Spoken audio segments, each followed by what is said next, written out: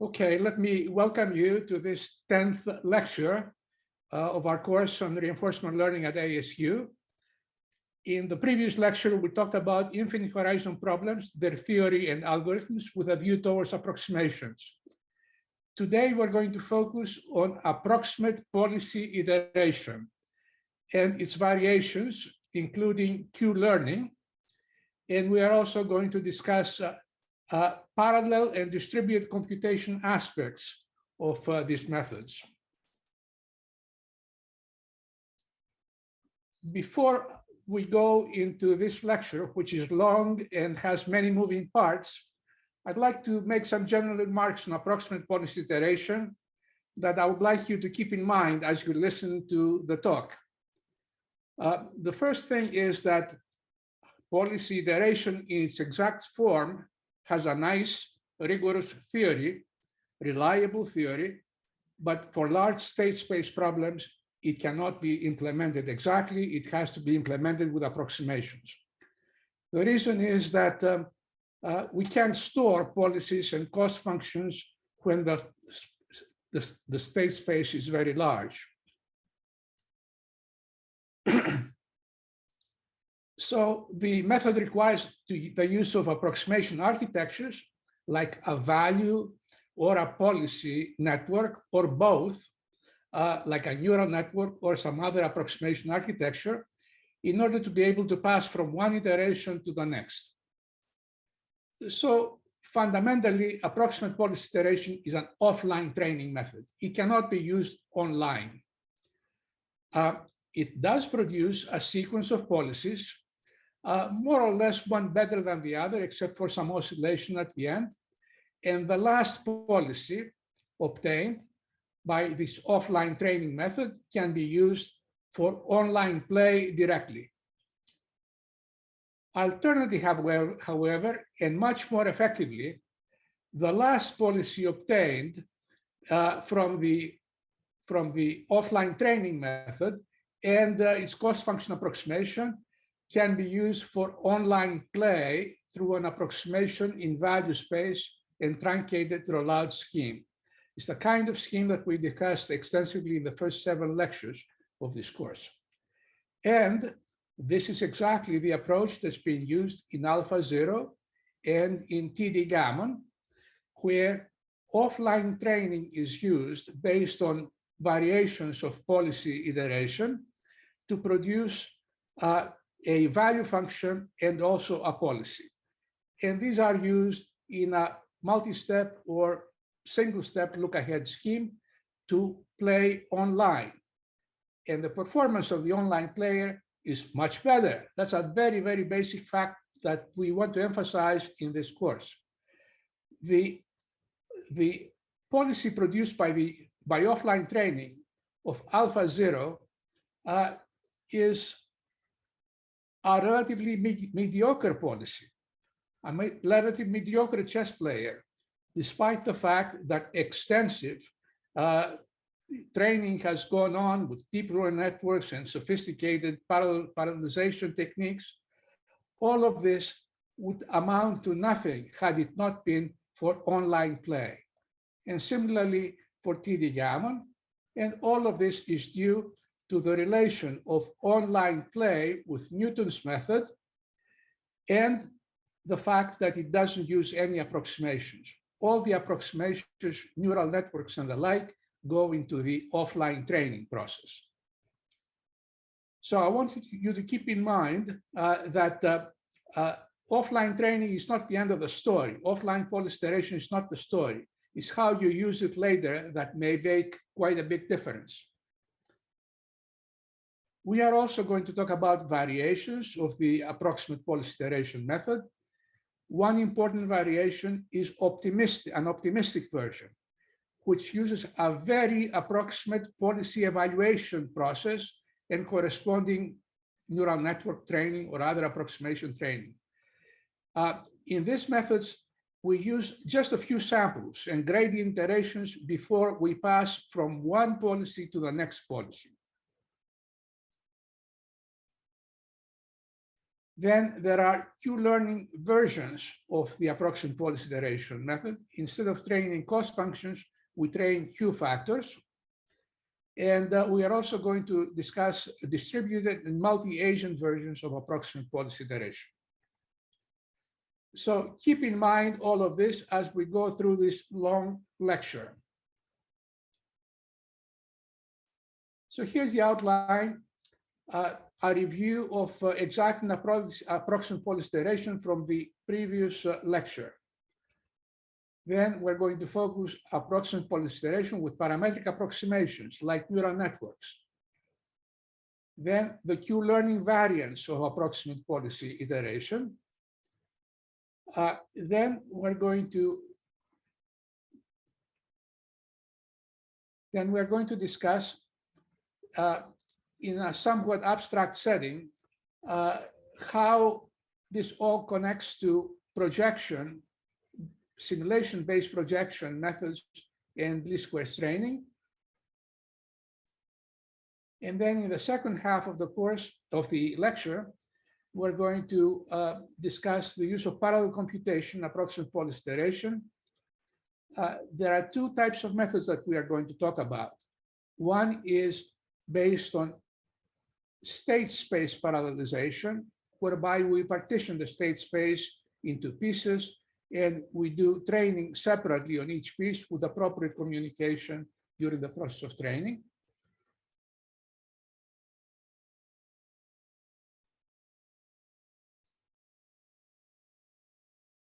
Then we are going to discuss another type of parallelization, control space parallelization, that is useful in the context of multi-agent problems, multi-agent rollout, and policy iteration.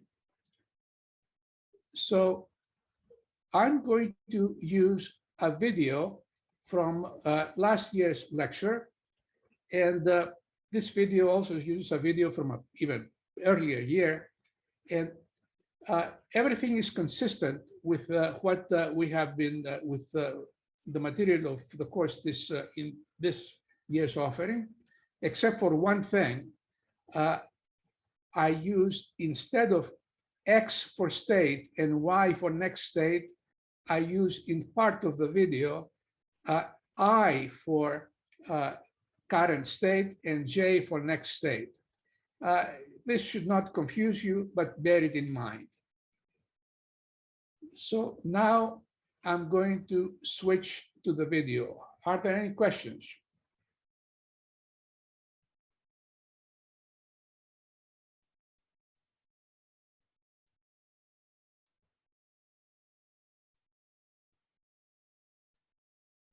Okay. So let's review some of the ideas that we have been discussing for the past couple of lectures. We consider infinite horizon discounted problems, a finite state space, states denoted by I, controls or within some control constraint set, transition probabilities, this is the basic model, cost per stage, and also a discount factor. We'll focus on this lecture exclusively on discounted problems. Everything that I'm going to say has counterparts in stochastic shortest path problems, but we're not going to get into that. Okay, the main results. Bellman's equation holds for the optimal cost function J star. It has a unique solution, and there is also a unique solution to a Bellman equation corresponding to a policy that has this solution is denoted by J mu. Okay, this is a vector of n components, one component per state. We have the value iteration algorithm that starts from an arbitrary vector J0 and generates a sequence of vectors Jk using this recursion. And with the minimization here, it converges to the optimal cost function. Without the minimization and for a given policy nu, it converges to the cost of the policy, cost vector of policy nu. And we also have an optimality condition. If mu of I attains the minimum here for every I, then mu is optimal, and conversely. Okay, so now the policy iteration algorithm generates a sequence of policies. Starts with an initial policy. given the current policy, let's say mu k, the first phase is policy evaluation to compute the cost vector of that policy by solving the Bellman equation. Okay, it's a linear system of equations. In principle, it can be solved. And this is policy evaluation. It's this box here. Then we generate an improved policy by minimization, one-step look-ahead minimization with the cost of the current policy used as look-ahead approximation. It's this box here. So we cycle around here, generating a sequence of policies. And the property is that the convergence property is that this process terminates with an exactly optimal policy. And there is also an optimistic version of that, which does not solve exactly this system of equation, does policy evaluation by value iteration, by a finite number of value iterations for the policy mu k. Now, this will not give you the exact j mu, but it will give you something that you can still put in here in this minimization, and it turns out that this is also solid, a solid algorithm. It converges asymptotically to the optimal cost function and gives you also an optimal policy asymptotically. Reinforcement learning algorithms that use value space approximation are typically based on approximations of this process here, and they are typically optimistic. They use value iteration or approximate value iteration for generating cost evaluations. Okay, so we're getting into the familiar picture of representing approximation in value space with one-step look ahead. It involves minimization of the sum of the cost of the first step and the expected cost of the future as approximated by j tilde. And you remember that there are three types of approximations here, and they can all be more or less designed independently. One is j tilde. How do we compute j tilde? All of the ideas that we have discussed so far for finite horizon apply also to infinite horizon. And we can use problem approximation, rollout, approximate policy iteration, parametric approximation, representation of the parametric architecture here, and also aggregation, which we haven't talked about. We are going to focus on this green stuff here today, okay? And there are also approximations in the computation of the expected value, approximations in the minimization, and so on. So we're going to focus in this lecture on rollout, and particularly approximate policy iteration schemes, which operate as follows. Several policies are generated, starting with some initial policy. Each policy is evaluated approximately with some j tilde cost function. Often, and it's going to be our focus actually in this lecture, using a parametric approximation architecture, for example, a neural network. So the current policy is evaluated approximately using some kind of feature-based architecture, neural network, and so on. And we generate the next policy by policy improvement based on j tilde. Okay, so we have a starting policy, a second policy, and so on. At some point, we stop, okay? And we use the last policy for one-step look ahead here, okay? So that's the idea. Now, if we don't go through several policies, but just use the initial policy, this is rollout, okay? Rollout is just one-step policy iteration. Okay, so let's talk about rollout.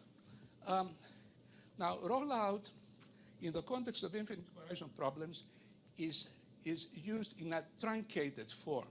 Because remember, rollout evaluates cost values by Monte Carlo simulation over the rest of the horizon, but the horizon is infinite, so we cannot go to the end. At some points, we have to stop, truncate the trajectories, and use some kind of approximation for the remainder. Okay? So the typical use of rollout with a given policy nu, the base policy, is to have, we are at the state ik, we use a one-step or multi-step look-ahead tree. Then from every leaf of the tree, we run the rollout policy for a finite number of steps, sometimes fixed, sometimes not fixed, depending on the leaf, okay? And it may be also approximate in some sense, right? Some leaves may be evaluated more accurately than others. But in any case, after the rollout, the truncated rollout, we take a terminal cost approximation to compensate for the lost accuracy for the last remaining steps. So that's truncated rollout, L-step look ahead, rollout with a given policy for a limited number of steps, and finally, a terminal cost approximation. Now, without any terminal cost approximation, in this ideal case, this is just a single policy iteration combined with multi-step look ahead. With a terminal approximation, it's a single optimistic policy iteration. Remember, optimistic uses a finite number of value iterations for evaluation, okay? So optimistic is what underlies this truncated rollout. Now, in your book, you'll see performance bounds for this scheme, for the rollout scheme, single policy generated. And the performance bounds say that the performance of this truncated rollout policy improves as the bound on the performance of this rollout policy improves, as the depth of the look ahead increases, and also as the terminal cost function approximation gets closer to the optimal cost, which is the ideal, of course. And notice that close to J star here is in the sense of modulo constant shift. What happens here, you can get a very, very bad approximation J tilde in the sense of distance from J star, but if you shift everything by a constant, then the rollout policy does not change. However, the J tilde and J star may become close. So what we mean close here is modulo constant shift. And you can look at the book and see a precise statement of this type of result. There are several results of this type. They are not, they are qualitatively useful. They tell you that you should be striving for longer look ahead if you can, and you should be striving for a good approximation at the end.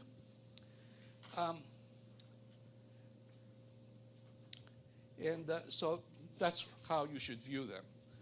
They are qualitative statements, but they are not helpful in designing specific schemes in any way.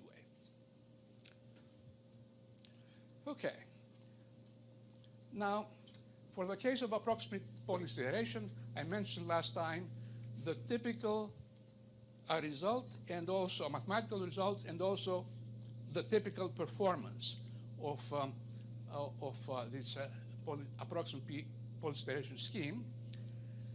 Okay, so in this figure, J mu k is the cost function of the policy mu k, and on this axis we start, it's the policy index, the first policy, second policy, third policy, and so on. And typically the performance improves in the beginning up until to the point where you get within a certain error zone, and then the performance of this generated policy oscillates. Okay, it goes up and down. Perhaps the same policy generated, perhaps sometimes a better policy, sometimes a worse policy, and so on. And the width of this zone depends on two parameters, epsilon and delta. Okay, delta is quantifies the approximation quality of the policy evaluation. Epsilon relates to policy improvement. So accuracy in both of those plays a role, and this is the width. It's not very, very exciting because there's a 1 minus alpha squared in the denominator, so this number here could be huge. But the important fact about this figure is that it represents the typical behavior qualitatively of the method. Steady improvement in the beginning and oscillation at the end. This bound is sharp in the sense that you can find an example where the bound is satisfied with equality, but typically this bound is conservative. For typical problems, the bound is conservative. And there's also a better bound in the case where the generated policies converge, in which case you lose a 1 minus alpha factor from the denominator here. Okay, we covered this last time. So now, let's go into policy iteration with parametric approximation. Okay, let me stop the video here. All of this is a review. We covered this last time, but perhaps it's worthwhile to ask for some questions at this point. I had a quick follow-up on one of the statements you had made in that video, which was basically you were saying the fact that more look ahead and closer the initialization, the J tilde should be closer to J. That is qualitative things. But now that you have the Newton method interpretation, can we make more formal statements now that there is that new interpretation? Is that fair to say? Yeah, that's a good question. First of all, this video was made before the Newton ideas were developed. So had I made this video today, I would have included the fact that the bound with the zone, the 1 over 1 minus alpha squared zone is a global error bound. And that's why it's conservative in most cases. If the zone is relatively small, close to J star, then the Newton type of superlinear convergence bound takes effect. So if you manage through approximate policy iteration to get close enough to J star, then you would get a qualitatively different kind of performance, very good progress in every step. So so that's the difference, and this comment will supplement the commentary of the video that you just saw. Does this answer your question? Yes, thank you. Yeah. Okay, any other questions? Okay, so we'll continue. Okay, so here we introduce a parametric architecture for representing costs of policies. So for a policy mu and a state I, we have this parameter R that gives you the approximate cost value of I, okay? And as we change this parameter, the weights of a neural network, we change the shape of this J tilde, and we try to make this J tilde as close as possible to J, okay, J nu. Okay. So examples for architectures are linear feature-based architectures, neural networks, and other nonlinear architectures possibly. And this exact policy evaluation box is approximated so that for the current policy mu, we evaluate it approximately using the parametric architecture, obtaining some R bar here, and we use the evaluation in a one-step look-ahead policy improvement procedure to get the new policy. Okay. So how do we do this approximate policy evaluation? Well, in the usual way of training, we generate data pairs and we match the architecture to the pairs, right, by least squares. So we generate a large number of state cost pairs, IS and beta S. S here could run from 1 to millions, okay? It indexes the data point. And beta S is a sample cost corresponding to that state. And then we use least squares regression. So we fit the pairs of state and cost to the architecture in a least square sense, and that gives me this parameter R bar, which we use now in the policy improvement box. How do we generate these cost values? Well, it's like truncated rollout. We simulate a trajectory that starts at the state IS. We use mu for some number of stages. accumulate the corresponding discounted costs, and then we add some terminal cost function approximation, appropriately discounted. So this is exact, it's like truncated rollout. That's how you obtain these cost values. And this type of scheme is also described in the literature as an actor-critic scheme. The policy evaluation box is viewed as a critic. A critic, think of a theater critic that sits in the front row and evaluates a performance, takes notes, and evaluates the performance.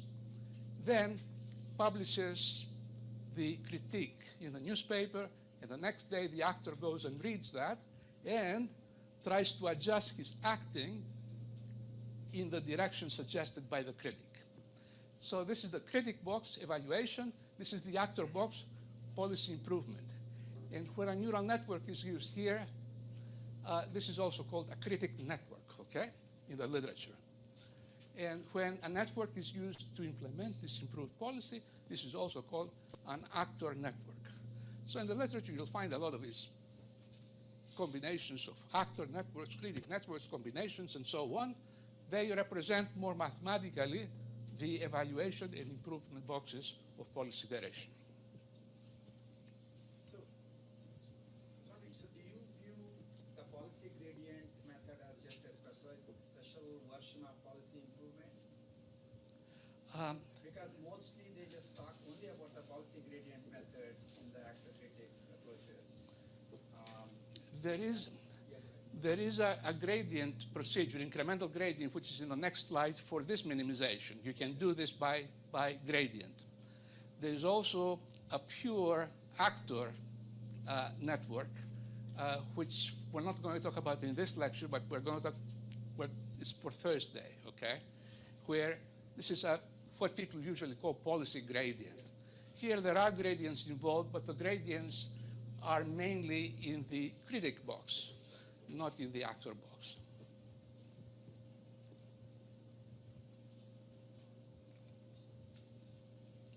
Yeah. So, it's a question about the general policy improvement. So, how does the current evaluated approximate cost is related with the next policy? How do we do the minimization? I mean, do we do the minimization only over the next cost or the total cost? The way I have presented here, there's a clean separation between two different policies. The evaluation of new bar does not use any data for the evaluation of new. However, look at the possibilities here. There's a terminal cost function approximation, which could borrow data from the preceding policy evaluation. Okay? Like, for example, we could use as terminal cost approximation the approximate cost function of the preceding policy. Likely it's close enough, okay? There are ways to share data, but in this slide, they're not shown.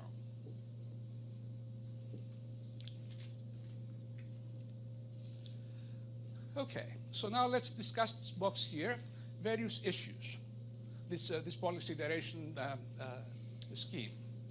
First of all, the training problem. Remember, the training problem comes in the policy evaluation. How do we solve this problem? Well, this problem is very well suited for incremental gradient. Why? Because it involves a large sum of differential squared terms. So we can use, we can adjust, we can implement an iterative algorithm for adjusting the parameter vector, picking at every iteration a single term here, calculating its gradient. Now this is the gradient of a single squared term. At iteration k, we pick a single index, sk, evaluate the gradient of the squared term, and move the current iterate in the direction of the negative gradient. This is the standard incremental gradient method that we have discussed for training general architectures. We just use it in this context involving state and cost pairs. So that's the way the training is done. If you have a a linear feature-based architecture, this is a little easier. If you have a neural network, then this gradient here has to be calculated with this backpropagation algorithm, which is possible and is convenient both for shallow neural networks and for deep neural networks. Okay, now here's an important issue. This beta sub s involves cost calculated over a long trajectory and gives you just a single data point, right? A single state, a single loss trajectory, lots and lots of computation. However, we can reuse trajectories. What do I mean by this?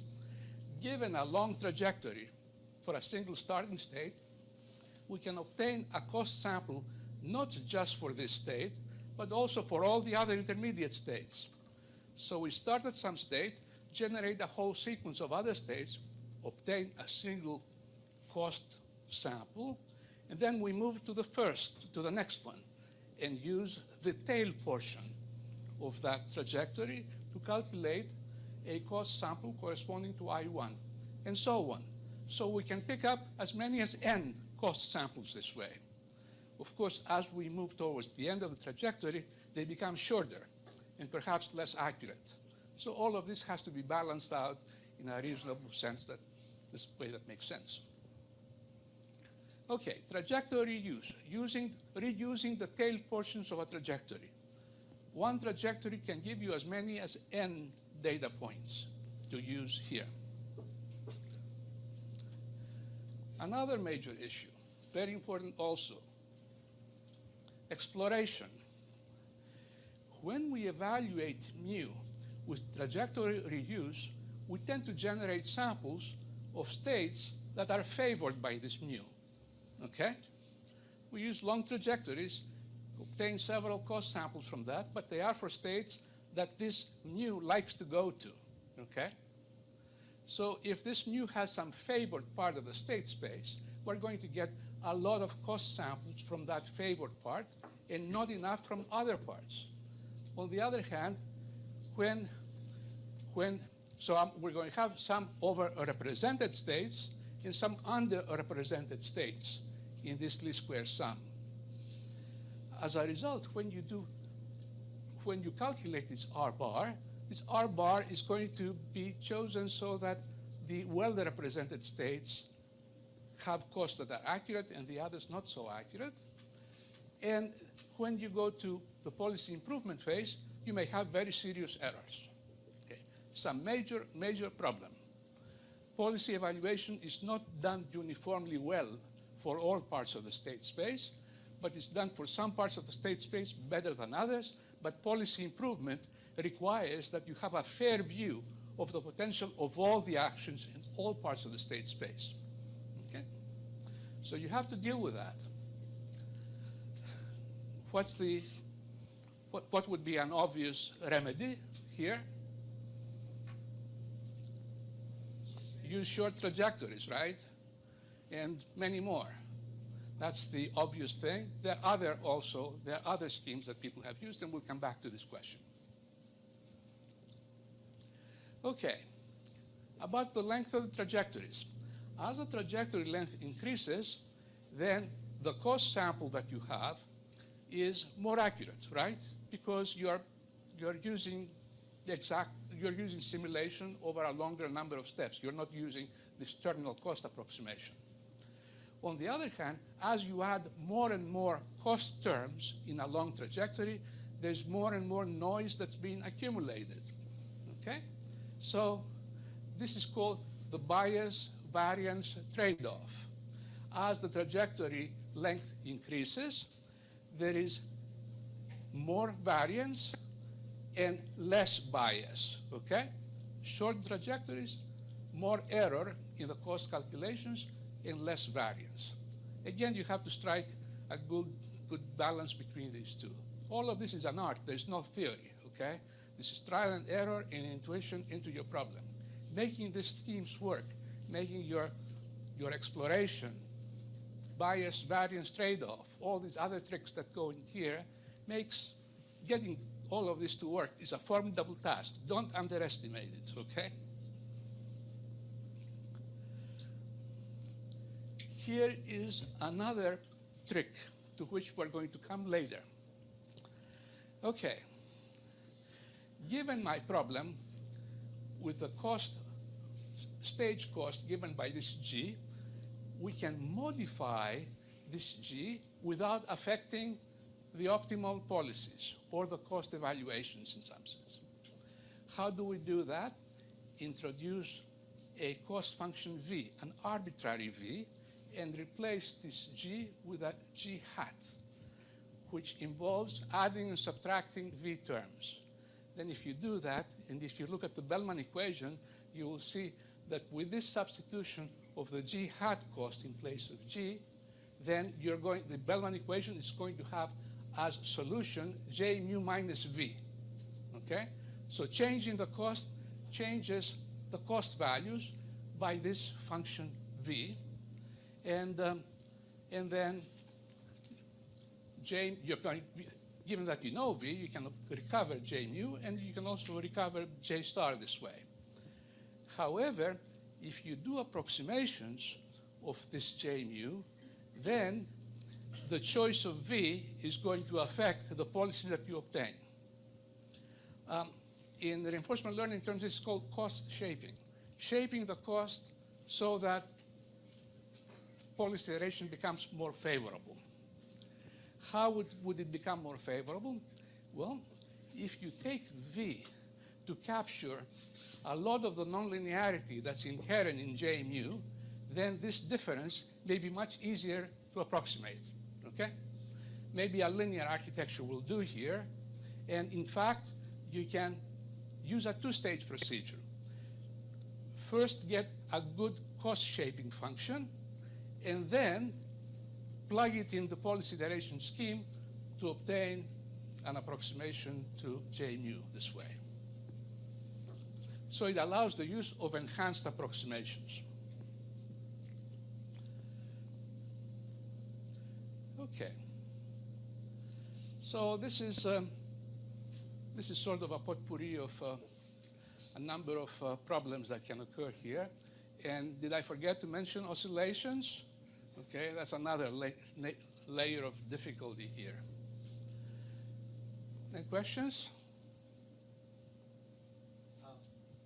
Just a comment to kind of, there was work by some people in ML showing that RL experiments cannot be reproduced most of the time. I think that kind of goes into your point that many of these things require a large amount of engineering. Yeah. And so Joel Benu actually gave a talk at NeurIPS this year, essentially talking about the fact that they took huge number of RL results and tried to have grad students reproduce them, and they mostly failed. And so I think there's enough of details which wind up becoming important, and then they don't get exposed. Yeah, and your comment points to another related difficulty here. Many people present results and evaluate methods on the basis of a few examples and a few runs of these examples. And then a lot of the insight that can be gotten from example is not portable to other problems. Yeah, I think, so this is a real problem in the field. Even changing like the random seeds have completely changed. Exactly, yeah. Change the random seed even on the same example can produce very different results, because any of these things can go haywire. Okay. So, okay. We agree. Okay. So now let's take a break, okay, for 5 minutes. And the question is, how would you introduce both exploration and trajectory reuse into policy evaluation? We talked about it a little bit, but try to think of your own schemes, okay? How would you do it? But also think about deterministic problems, okay? Much harder. Exploration deterministic problems is more difficult. Estimating Q factors in the context of policy iteration is also difficult, okay? Because again, for a given policy, you need to get state control pairs, but the policy generates only its own controls, doesn't generate a rich sample of controls. So what would you do under the circumstances? Let's talk about that after we come back. Okay, there's no way to get around using short trajectories. Okay, many starting states, short trajectories, and therefore you need to use a good terminal cost approximation. That becomes more important in this case. Now, there's one other trick here that which has received a lot of attention in the reinforcement learning literature, and that is the use of an off policy. Okay, what is an off policy? In policy iteration, we try to evaluate a given policy. This is called the target policy or the on policy. Now, this on policy has its own favored parts of the state space, and it drives you naturally to those parts and does not explore other parts of the state space. So an off policy is a different policy that you use for exploration. Occasionally, you follow the off policy and you go off, veer off to other parts of the state space that will thereby contributing to a better exploration of the state space. How you design this off policy is a real nightmare for a given problem. You know, it requires you to have a good view, a good understanding of how your state space looks, how your dynamics are, how the change of a policy will take you to other parts, and how do you know that you have explored everything? Okay, if you have a toy problem with like 5 states, okay, fine, or even 100 states. But if you have a huge problem, how can you tell that you have explored enough? So this is very much an art. You can try it and see if it works. Now, there's one other thing about the off policy that was overlooked in the early literature of the field. When you use a different policy part of the time, you're going to be getting a different evaluation. You're going to be evaluating, you know, to some extent your target policy for the remainder of the off policy. So this will bias your evaluation. Get better exploration perhaps, but bias in the evaluation. It turns out that this can be circumvented by modifying okay, there are tricks to circumvent that. And I'm not going to get into that because it's really complicated, but that's not so much a concern. It is a concern, but not to the extent that you might think. The bias contributed by an off policy. Okay, so much for off policies. We're not going to get this into. My favorite is many starting states, short trajectories. But okay, there's a lot of literature on this subject. Okay. Yeah. So is there any reasonable way to choose the starting states to generate the data points? Yeah. Like how do you choose the starting states? Like, is it better to, for example, start with some states randomly and then see which the states are underrepresented and add them to the starting? Okay, perhaps. So problem dependent. So usually it's just random. People use all kinds of heuristics, like use a whole bunch of policies, run them, and get a lot of states, and you use those as starting states, okay? There's no rules, right? There's no rule, yeah, absolutely there's no rule, yeah. Yeah. So I have a question. So you mentioned that the off policy design is an art form, Yeah. right? But mostly people just do epsilon greedy, and it may not be the best. So I was wondering, is it reasonable to think that people are, in a sense, solving large enough problems where they don't have to compare to anybody else? So if they get done, they're done, and they have Google cluster. And whereas if you spend more time designing a much better off policy, maybe you would have done better, but you are the first to cross the goalpost, so you would not have to compare anything. Because I mean, essentially in the literature, we just see only the epsilon greedy at best. And Epsilon greedy, but you can easily construct examples where epsilon greedy does not work so well. And by the way, how big should epsilon be? And also, I mean, my question is, does not work so well is with respect to what? I mean, if you have Google cluster and you're doing 13 billion epochs, Yeah. it's all inefficiencies can go under that. Right? So, because I mean, there is a proof that it will converge, right? So Okay, let me give some background for the benefit of the class for what epsilon greedy means. The policy improvement just finds the greedy policy based on look ahead with the current policy evaluation, right? Minimizes. The epsilon greedy scheme chooses a policy that's within epsilon of attaining the minimum. It's a suboptimal, but within epsilon. Okay, so if you have a cost function that's very flat, then with some epsilon that looks reasonable, you can't pick up much exploration. On the other hand, if you have some cost function that rises very steeply, small changes in control can give you big changes in the look-ahead minimization, then you can get wild choices for off policy. Maybe that will work, maybe not. But to me, epsilon greedy is sort of like the luck of the draw, okay? You're rolling the dice, and you don't really know what you're going to get. Of course, you can experiment with different values of epsilon, but it may be that different values of epsilon work well for some initial states, but for some states, but not for others. So if you have a huge state space and you try this kind of exploration, you may be lucky and hit it, after a few trials and error. But in general, you may have a hard time. It's not a general procedure. It's a heuristic procedure that may work. Like a lot of these procedures are, of course, heuristic, okay? So it's one more thing to try. But there's no solid basis for it.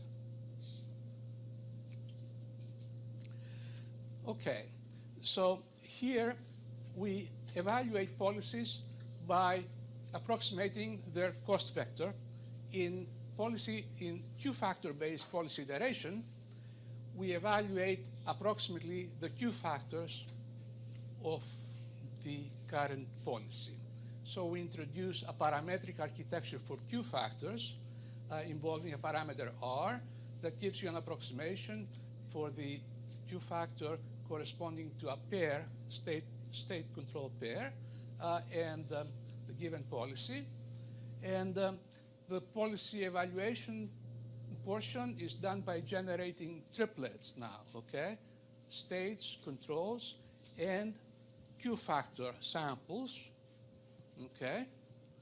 And the Q factor samples are generated by simulating a trajectory that starts at the state control pair, uses mu for a number of stages after the first, and then adds a terminal cost function approximation.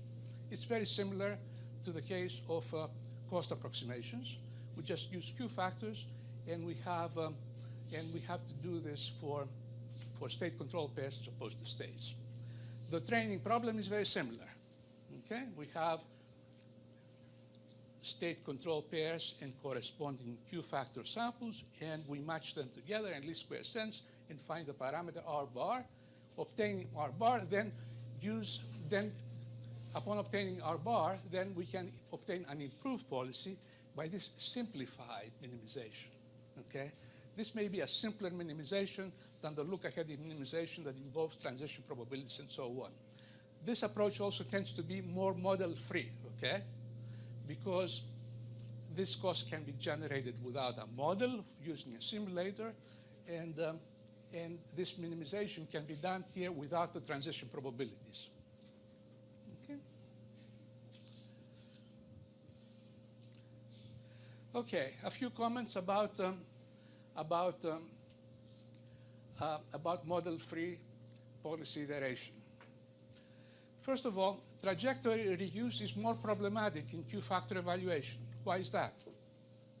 Because you don't see all the state action pairs, right? You only see one. Right. For a given policy, you use an arbitrary state action pair in the first step, but other than that, you use the policy mu afterwards. So it's very biased towards the current policy.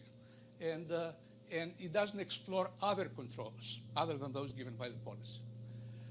So, okay, this is stated here in cost evaluation. Each trajectory generates state controls pair of the special form for every stage after the first. So other state control pairs are not adequately explored. So that means that you should be using short trajectories. There's no way around that.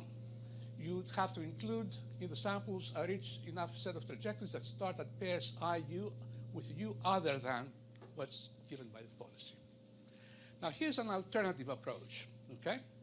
This is approximation in value space combined with approximation in policy space. We use a model-free policy iteration for cost functions. We can do that because we don't have to do any minimizations. We just run the policy, and this can be done in a model-free fashion. And then after we obtain this expression, then we take the corresponding Q factor and we approximate that with a second sampling process. So we build an approximation, a Q factor approximation using samples from the cost function approximation. Okay? So it's approximation in Q factor space on top of approximation in cost space. And this is well suited for model-free implementations. Of course, it requires a second least squares fit. And there's more possibility of error, but it deals better with the exploration issue because approximating cost vectors is not susceptible as much to the exploration issue as approximating Q factors. Okay, so we're going up the ladder in approximation, difficulties, things that can go wrong, and I wish you all success with your, these schemes do work, but it takes, for many problems, but it takes a lot of experimentation, it takes a lot of time, and also some luck.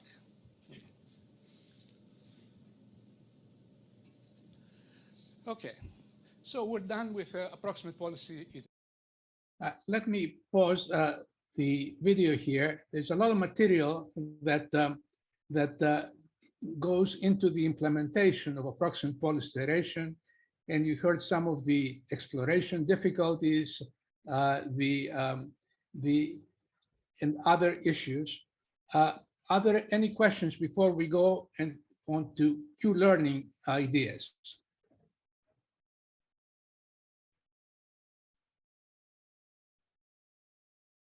And by the way, I have decided to include the questions and answers from the previous year's video because I thought that they were interesting and they added to the discussion. So we're going to move right along. Now let's talk about Q-learning. Guys, I want to take a small break to ask you for questions. Are there any questions on the video that we have watched so far?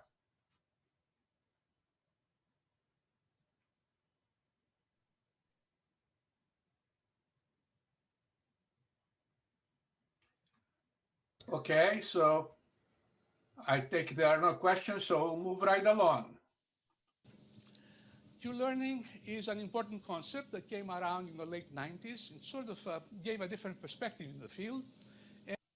And the initial Q-learning algorithm involved lookup table representation, no parametric approximation. By lookup table representation, I mean every state control pair has a value. Okay?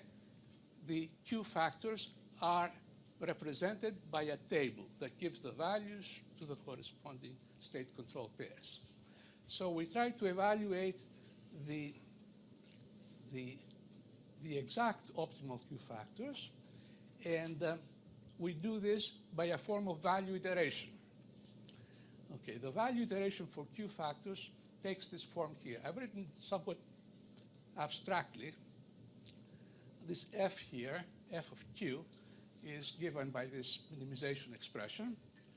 The point that we made sometime, well, perhaps in the previous lecture, but 2 lectures ago, is that this mapping here is a contraction mapping, and value iteration converges to Q star, the optimal Q factors. So the value iteration algorithm is this, and Q-learning is a takeoff on this implemented by simulation by iterating on a single pair IU at a time. Ordinarily, value iteration iterates on all the Q factors. For all pairs IU, Q-learning operates on a single pair, okay? There are asynchronous dynamic programming concepts regarding value iteration, which tell you that you can actually implement value iteration in a very flexible way. Implement it for some states here, for some other states later, and mix them up and do it one state at a time, and it always works, okay? It's just the nature of the algorithm, and this is due actually to the contraction property, contraction and monotonicity property that's inherent in this algorithm.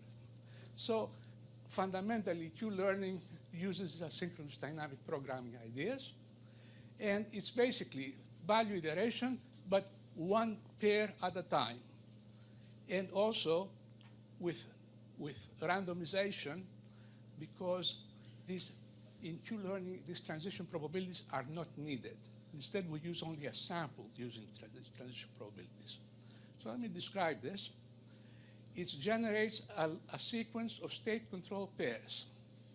And I'm sorry, you give it a sequence of state control pairs, an arbitrary sequence of state control pairs. They don't have to be generated in any way that's connected to the transition probabilities.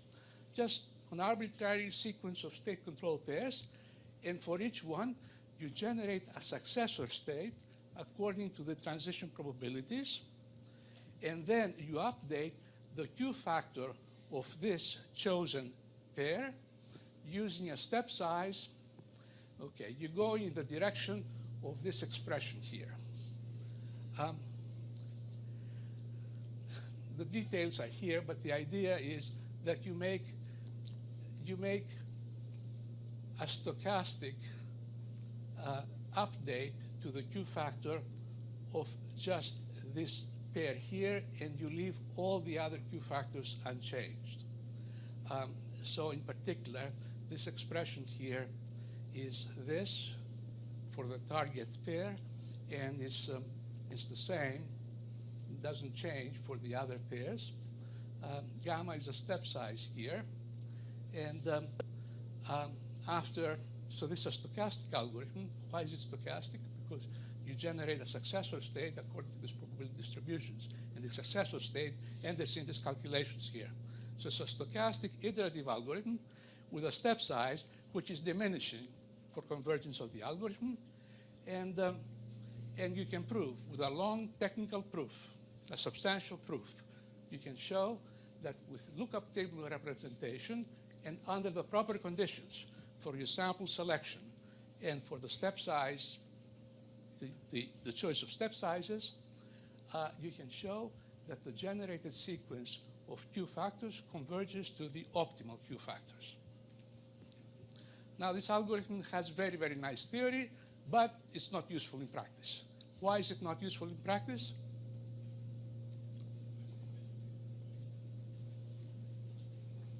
Because you can't generate an infinitely long sequence of. I'm sorry? You can't practically generate an infinitely long sequence of state control pairs. Too many state control pairs, yes. Yeah, if you have a large problem with zillions of states and zillions of controls, the number of pairs is even more zillions, and how can you store all of this into a, okay, you can't even store the results of the computation. It's impossible. So Q-learning in its theoretical form is an algorithm that is sort of for homework problems, but not for real problems, real practical problems. Now, this algorithm, however, has been used as a starting point for approximations. Introduce approximations here, introduce approximation there. I'll give you an example, and actually this example algorithm has been used quite widely, but it's as flaky as they get. Okay, it's just nothing that you can prove about it, and so many things that can go wrong with it. Okay, so this is the algorithm that I'm going to present. There are many variations here. Okay, we introduce a linear parametric architecture of this form. So this is a feature-based architecture with features depending on state control pair. So we parameterize Q factors this way, and we're going to calculate approximate Q factors. In other words, find R so that this thing here is close to the optimal Q factor. That's a nice thing about Q learning. It doesn't aim for the Q factor of a policy. It aims straight for Q star, or an approximation to Q star, the optimal set of Q factors. Okay, this algorithm is called SARSA. It's a state action, reward state action. I think that's the name of the algorithm. It's quite popular. And there are several versions of it. I'm going to give you the simplest version here. Of course, with different variations, you may get better performance. This is the most optimistic version, where you change your policy after every iteration. Okay, so now notice that for every parameter value, there's a corresponding policy that's obtained by minimization here. So at the kth iteration, we have the current parameter vector, we have some state ik, and we have a control uk that we have chosen in a greedy way that I'm going to discuss shortly. We simulate the next transition using the transition probabilities of the current control. Okay? Then we generate a new control that we are going to use at this new state by minimizing the corresponding Q factor. Essentially, with a change from ik to ik plus, essentially we're using the policy that corresponds to rk, okay, to generate a new control. And okay, there may be, to enhance exploration, you may use an epsilon greedy type of control.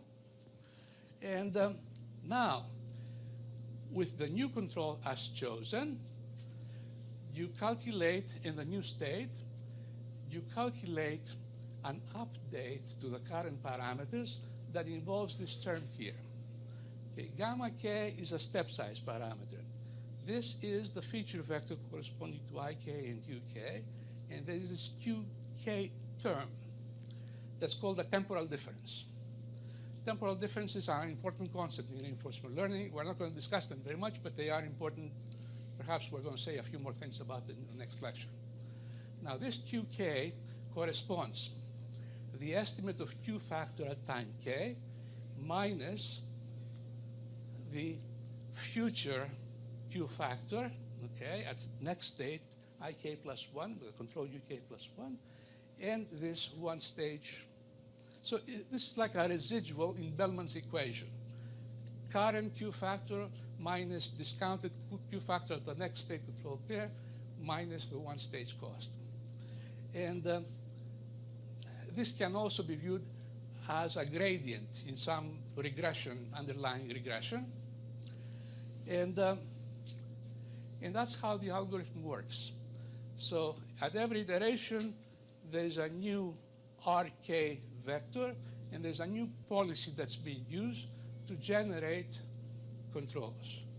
And you keep going like that, and okay, something happens at the end. Sometimes it works. People have had success with this algorithm in problems that are not insubstantial, but I'm sure there have been many failures as well. There are all sorts of technical issues here. How do you pick the step size? How do you do the exploration? And so on. Okay. Okay. So this is a sample of algorithm.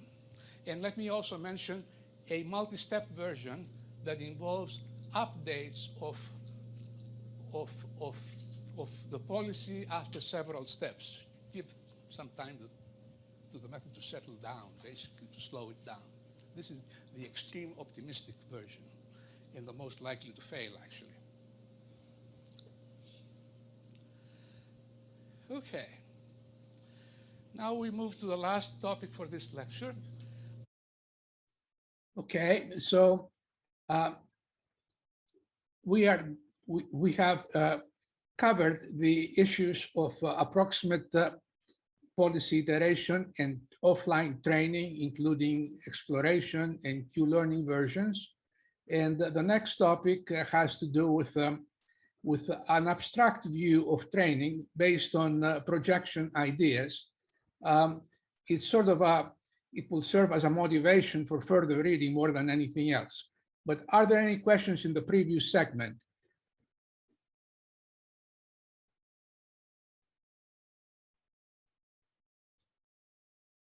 Okay, we'll move right along, talk about simulation-based projections, and then we'll take a 15-minute break.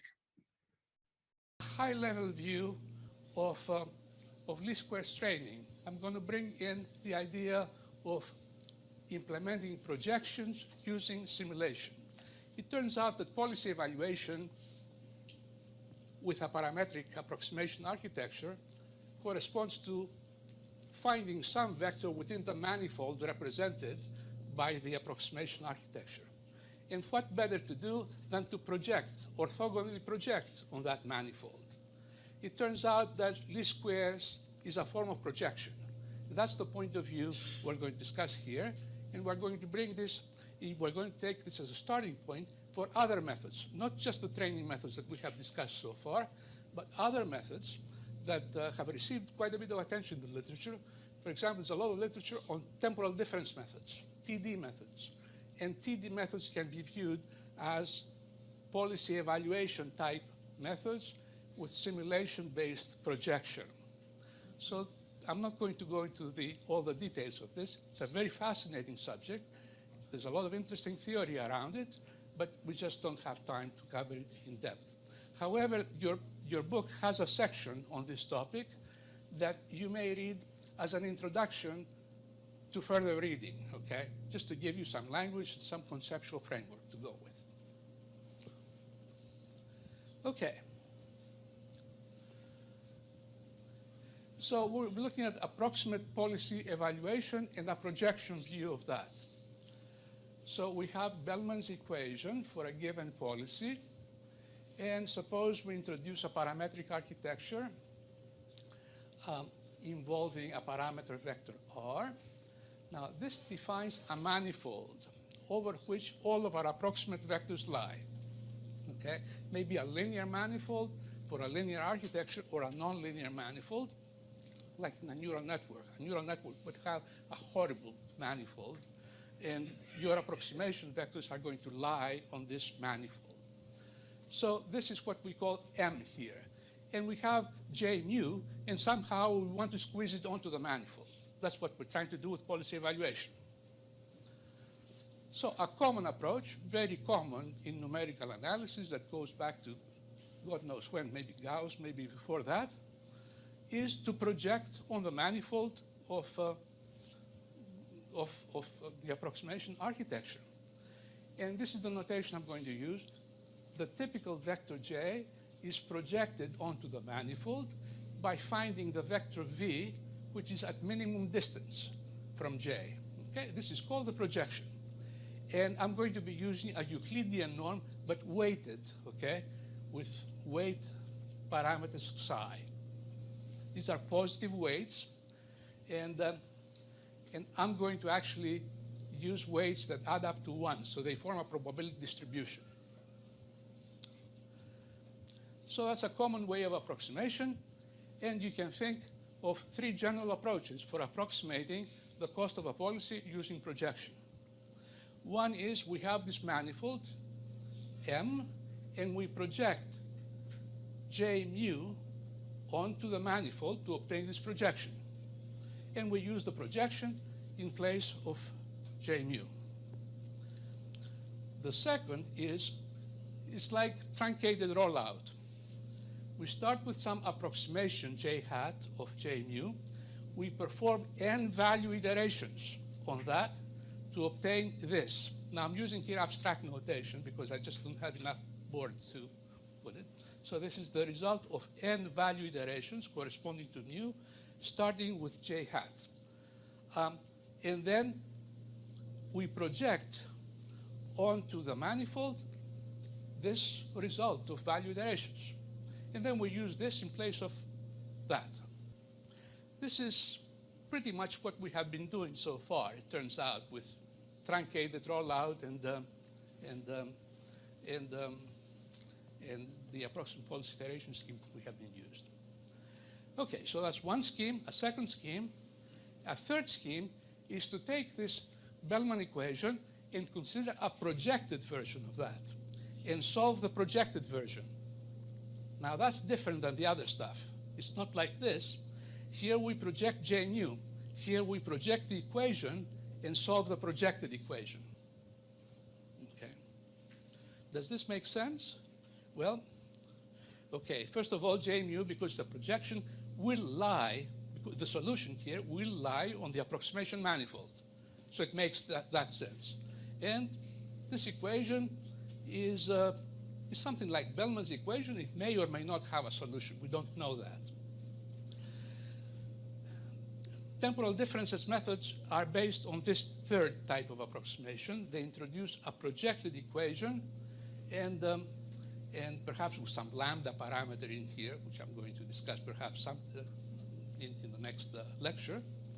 And there are methods for solving this type of equation.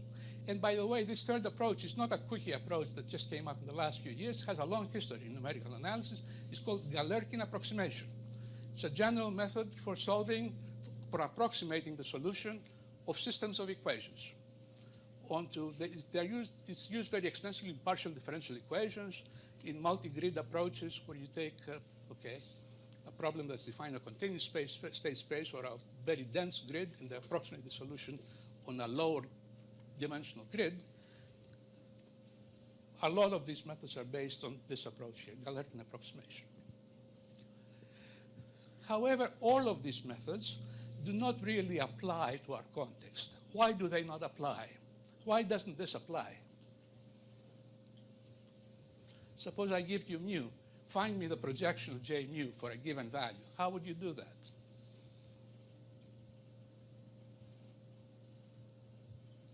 Well, you have to know J mu, right, to project it. And you have to know values of J mu to project it. And we don't know that. That's what we want to find, right? Now, this is a little bit more applicable because it doesn't require that you know J mu. All it requires that you are capable of doing value iteration on some J hat that you know. So this is a little bit more, looks like it's more feasible. But still it has problems. Why?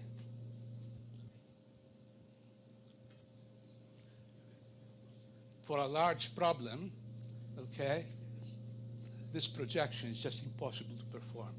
And the only hope is to approximate it by simulation. And that's what the direction in which we're headed. And about this, the same problem again. For a large problem, how the right-hand side cannot be evaluated exactly. But again, there are ways of doing it by simulation. And that's where a lot of the theory and the mathematically interesting theory in reinforcement learning comes into play. So perhaps I'll get into this subject next time, but I'll give you a bird's eye view of how these projections can be implemented by means of simulation. Okay, so we consider a manifold of this form, a linear manifold, a subspace involving a feature vectors phi.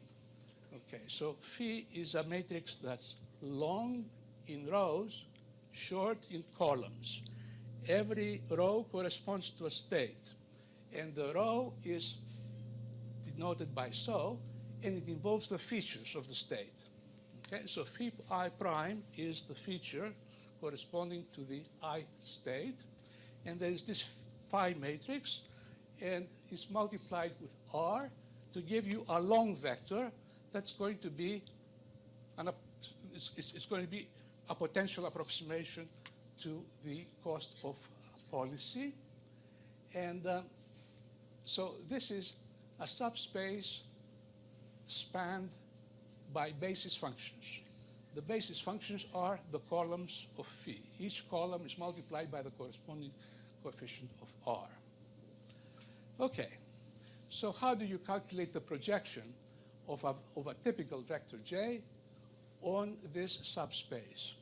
Of course, we have to solve this least squares problem, and using the form of this weighted norm, it's a least squares problem, right? Projection is a least squares problem with weights psi I, the weights of the norm, and we're trying to match to find a phi I prime R that is close to the state J. So the minimization is over R here. Okay? So this is a linear least squares problem, which has a nice closed form solution. The solution is like so. So projection is a least squares problem and has a closed form solution, provided that your manifold is a subspace. Okay. Of course, the problem in calculating this is that you may have a lot of states, and then this vector is a column vector that's very big, and this is a row vector that's very big, and doing this, calculating this matrix is a task that you cannot perform for a large problem. However, here's how simulation will work. Suppose that the xi's define a probability distribution. They are positive and they add up to 1. Look at this term here. Does it remind you of something? It's an expected value, right? It's an expected value of this vector with respect to this distribution. Being an expected value is great for simulation, okay? You can approximate expected values by sampling. And that's how we are going to approximate this term here by sampling. And this is also an expected value, right? It's this thing here weighted by probabilities. So we view these two terms as expected values, and we approximate them by Monte Carlo simulation. And the Monte Carlo simulation works as follows. You generate sample states according to this psi vector, okay, because we want to emulate this probability distribution, and we form these estimates. So this is the empirical estimate of this matrix product, this sum of other products, and if you do things right in Monte Carlo simulation, this thing is going to approximate this, generate a lot of states, calculate the sum, divide by the number. This is a Monte Carlo estimate, an empirical estimate of this matrix. How about this term here? We also view it as an expected value. Now, one of the problems that we may be facing is that we may not have exact values of J. So you need to sample J also. Now, suppose that you sample J with some zero mean noise. So beta sub S is a sample of Ji sub S plus some zero mean noise that, okay, the noise has to satisfy some condition, which makes this relation true here. So with Monte Carlo sample, we approximate this with that, we approximate this with that, and we obtain an approximate projection, phi R bar now, where R bar is given by this matrix here.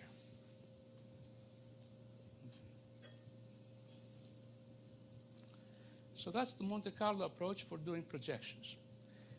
And now here's another thing. Okay, so here's the estimate, the Monte Carlo estimate. We see that this same estimate is obtained by a least squares minimization.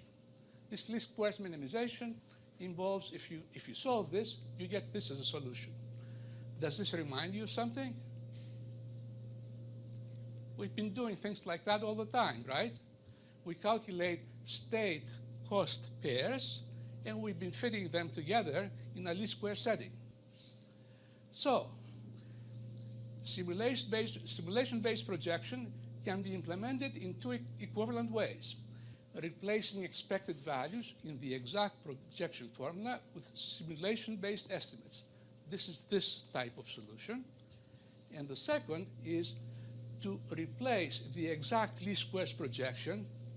Okay, remember that the least squares projection is this. We replace this with a simulation-based estimate also. And it is this minimization.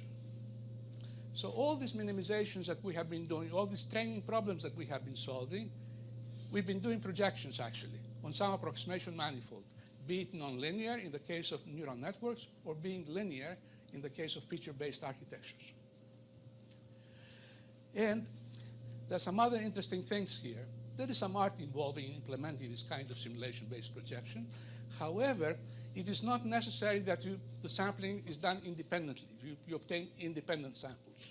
In the case of reinforcement learning, you almost never get independent samples, but it's not necessary in this methodology. What you need for these to be faithful estimates that converge to the exact quantities as the number of samples increases to infinity is that the empirical frequencies by which the indices appear in the simulation sequence are consistent with the probability psi. In other words, the psi weights determine the empirical frequencies by which you should be sampling the different states.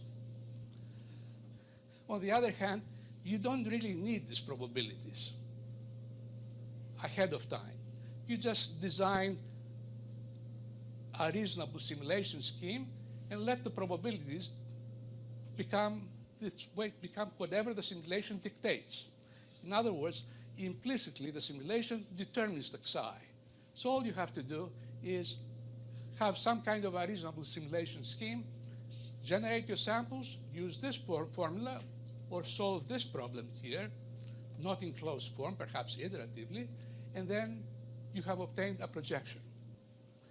Now, if you go back here, that's how you project the cost of a policy onto a manifold. Get samples and do a least squares fit. That's how you would implement the training process of truncated rollout or approximate policy iteration. You generate samples of this and you put them into a least squares training problem to obtain an approximation onto your architecture. And it's similar also to this type of projected equation approach. Can implement this approximately by Monte Carlo simulation. Okay, guys, that's the end of the video. And I'm going to switch to slides. Okay. So now, okay, so it's not the end of the video, really. It's the end of the video of the end of the early video. And then comes more video for the second part of this lecture, which will deal with parallelization issues. So at this point, we'll take a break for 15 minutes and we will come back. But before we do that, are there any questions? And let me preface this by saying that this section 4 of this lecture has been somewhat abstract, and it's somewhat of a food for thought. If you want to read further and understand more deeply these training methods by least squares, I think this type of framework of how you do projection by simulation will be helpful to you. So before we go to a 15-minute break, are there any questions? I had one. So the parametric architecture space, is there proof for why that forms a manifold? And I'm assuming it's a topological manifold, not a smooth one. Well, a neural network defines a general manifold. A manifold is simply a parameterized set of vectors. Okay. So now a linear feature-based architecture defines a linear manifold. So a subspace, basically. Right. So at this point, it's just a subspace of Rn and like of Euclidean space. Yeah, either a linear subspace of Rn or some kind of arbitrary set in Rn. Okay. Right. Simply okay. all the parameterized vectors according to the parametric architecture. Each parametric architecture defines a manifold. Right. Okay. Got it. Okay. Thanks. Any other questions?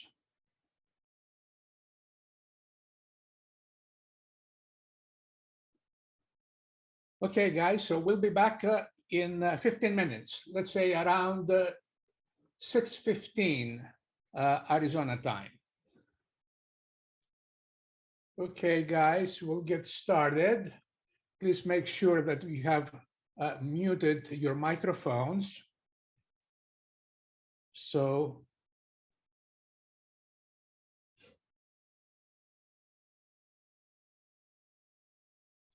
now we're going to turn to issues of computation and fast computation. We're looking at this approximate policy iteration diagram that we have seen before, where we use approximation in value space to evaluate the base policy, and we use this evaluation in policy improvement, and then we approximate the policy that we get by policy improvement, which is the rollout policy, and we obtain an approximate version of this policy through this policy network. Now, all of this requires a lot of computation for offline training and also for online play. Even if you get the final policy, you still have to implement it. And the collection of the training data may require lots of simulation, computation, training of the neural, using a training algorithm, which may be slow. We have the issue of exploring adequately a large state space, which means more simulation samples, more data that you have to collect from the entire state space, and in some equitable way to enhance exploration. And then after you have obtained the final policy from this approximate policy iteration, you do online play, online implementation of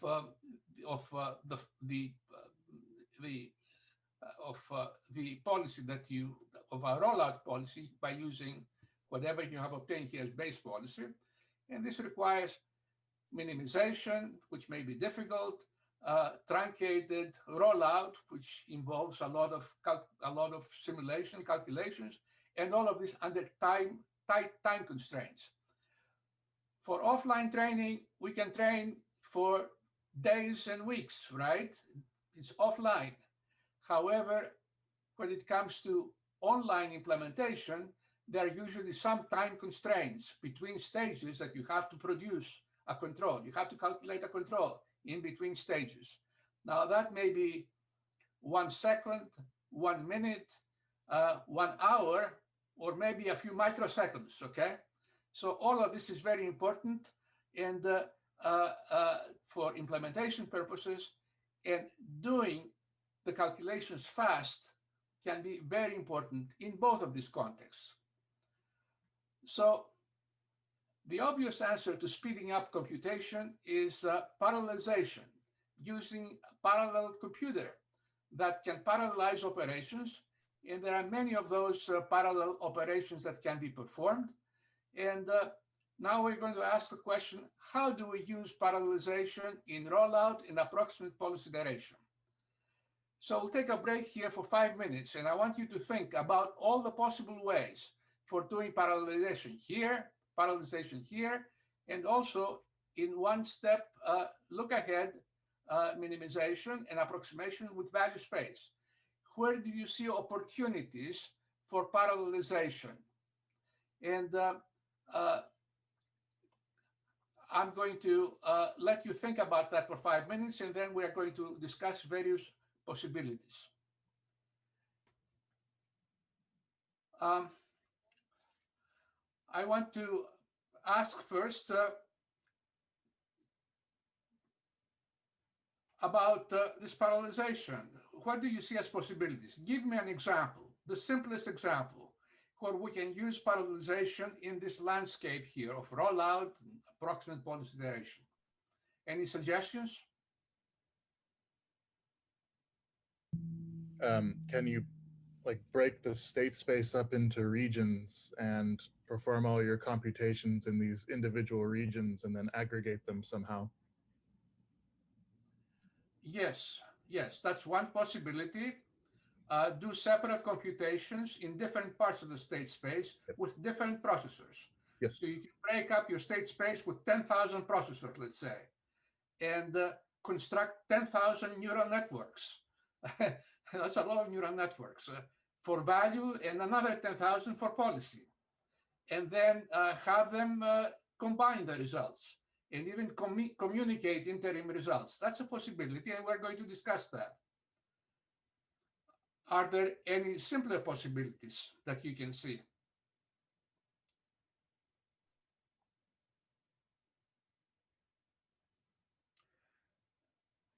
Okay, well, actually, I can see 4 possible types of parallelization. The first 2 are trivial, okay? Very simple, unsophisticated, just a very naive application of the concept of parallelization. The other 2 are more sophisticated. The first one is Q-factor parallelization.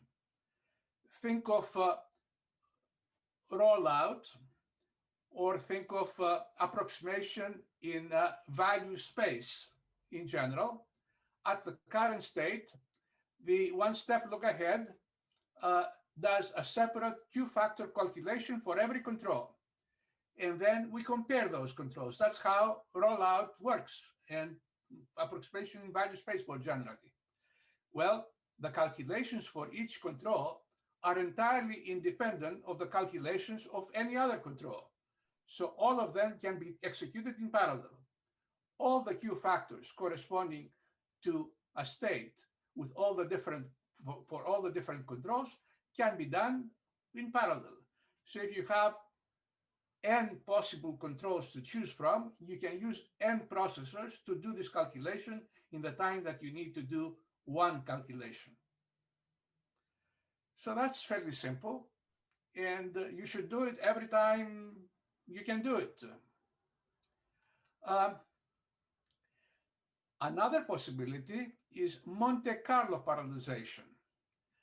A lot of our calculations involve Monte Carlo simulation, like Q-factor calculations for stochastic problems.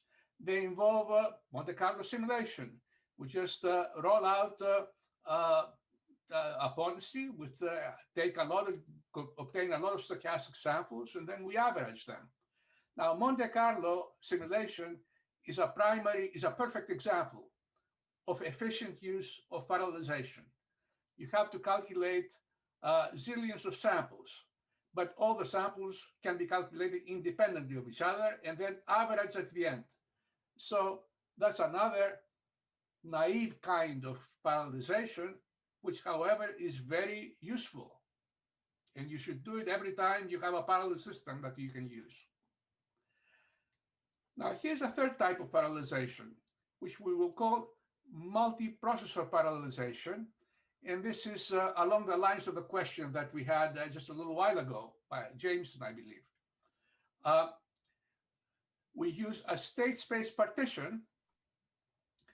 We partition the state space into subsets, and we execute separate value and policy approximations on each subset. And we do this in parallel, but the calculations are coupled in the sense that, okay, these policy approximations and value approximations should communicate with each other in order to generate complete trajectories. So here we break up the space and we deal with a large state space.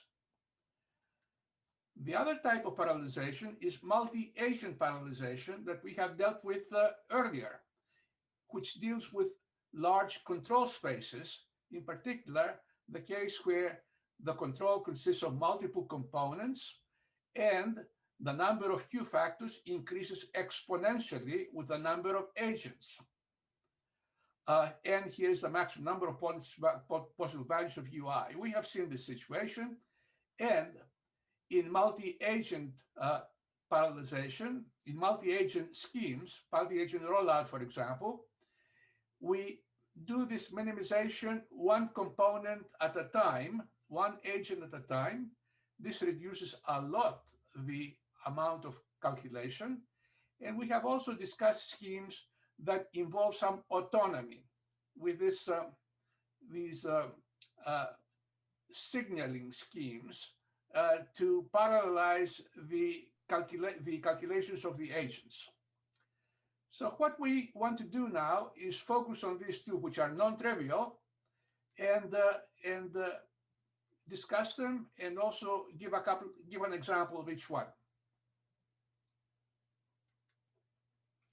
Okay, first, state space partitioning and distributed training on each subset of the partition. We have gone through this picture before. The idea is to partition the state space into several subsets and construct a separate policy and value approximation in each subset. Now, when we were discussing approximation architectures, we said that it's not a good idea to introduce a regular partition, like a grid-like partition of the state space. Rather, it's better to partition the space of features and then introduce the partition that's induced by the features, so that states within each subset of the state space partition have similar features. Okay, that makes sense on a number of ways, and but it's not going to be important for our discussion here. We just assume that there's a partition, and the fact that you may be using features to generate the partition is not going to be material. What we're going to focus on is how we implement truncated rollout and policy iteration with state space partitioning. So there's a fairly obvious idea of doing that. We have a partition of the state space, and we assign one processor to each subset of the partition. And each processor uses a local value and a local policy approximation only within its own subset. Remember, the value functions are functions of the state. The policies are functions of the state. So a local value and a local policy is a cost function restricted to the processor's own subset. So each processor has a piece of the value function and a piece of the policy, and communicates with the other processors whenever they need some information about the values of from other subsets. They communicate with the processor that controls the subset to get the corresponding information. So there are local calculations and, on occasion, exchange of information as needed by the algorithm. So each processor updates values locally on each subset. For example, it does policy evaluation for the value network by value iteration, and also updates policies locally on each subset by doing policy improvement. Possibly using also multi-agent parallelization, although multi-agent parallelization is not going to be material to this concept here. And now the processors communicate asynchronously to the other processors their local values and policies as needed. Now, the computation is asynchronous because some processors may compute faster than others, or may have more states to deal with than others. So all of this is rather chaotic, but I'll give you a picture on how it will work shortly. But before we get into that, this obvious algorithm fails, and fails under relatively simple conditions. There's an old example by Williams and Baird that dates back to almost 30 years ago, which provides an algorithm without approximations, the lookup table case, and also deterministic example, simply asynchronous computation. And the algorithm gets stuck and does not converge to the optimal Q factors in this particular case. Now there is a fix to this algorithm, a different algorithm that does not have this problem. There is a paper that I wrote about 10 years ago, a series of papers rather, with my former student, Jenny Yu. And we have an algorithm that corrects this difficulty and proves convergence rigorously for our lookup table representations of policies and cost functions. This is a non-trivial type of proof and analysis, and I'm not going to even attempt to go in there, but there are references that you can consult. This algorithm also admits, in principle, neural network approximations, although the results are more sparse in this particular case. We just have some error bounds. Is this correction needed? It's not very clear, because usually this algorithm actually works. It is only on the rare cases and maliciously and artificially constructed examples that it can fail. So even though this analysis here has broader implications within the field of dynamic programming and reinforcement learning, in the example that I'm going to, in the case study that I'm going to show you shortly, we have not used this algorithm. Instead, we have used this simpler algorithm. So let me get into an illustration of how state space partitioning in parallelizations will work. Okay, so here is a state space, this square here, and we have a partition into 5 subsets, and we have 5 processors. Each processor computes a piece of maintains a piece of a policy and a value function, a cost function, defined over its own subset. So this processor has the value function and updates it within this subset, and does policy evaluation and policy improvement in the context of policy iteration. And there are 5 processors, and each one does the same thing. However, to do the rollout process, the policy evaluation process, what do we do? Let's focus attention on this processor. This processor picks initial states, sample states, and then runs simulation trajectories. Now, these simulation trajectories use the local network, the local policy network of this processor, the current policy, up to the point where we cross into a different processor's territory. Once we go in here, we don't know how to proceed. So what we do is we use the local cost function of that processor, which is communicated, perhaps asynchronously, to this processor. So these red dots here are the points where we cross into other processor subsets, and we obtain as terminal cost approximation what is supplied by the local value network of that processor. To obtain this value over here, we obtain the local value approximation of this processor, and so on. So it's local simulation using the local network, and once we cross into other subsets, we use the values of other processors, which have to be communicated. It's not a difficult scheme to implement. All you need is to do the same thing that you would do with a single processor, and then truncate the simulation once you get into another processor's territory. So we start with some base policy and a value network, base policy and a value network for each set. We obtain a policy and a value network for the truncated rollout policy using values supplied by the neighboring networks, and then we repeat. And so we generate a sequence of local values and local policies, and that gives us, and that can be patched together in the end to produce a global cost function and global policy. And incidentally, I'm not going to spend much time into this, but we have observed, and it makes sense, that by partitioning the state space, you can control better the issue of exploration.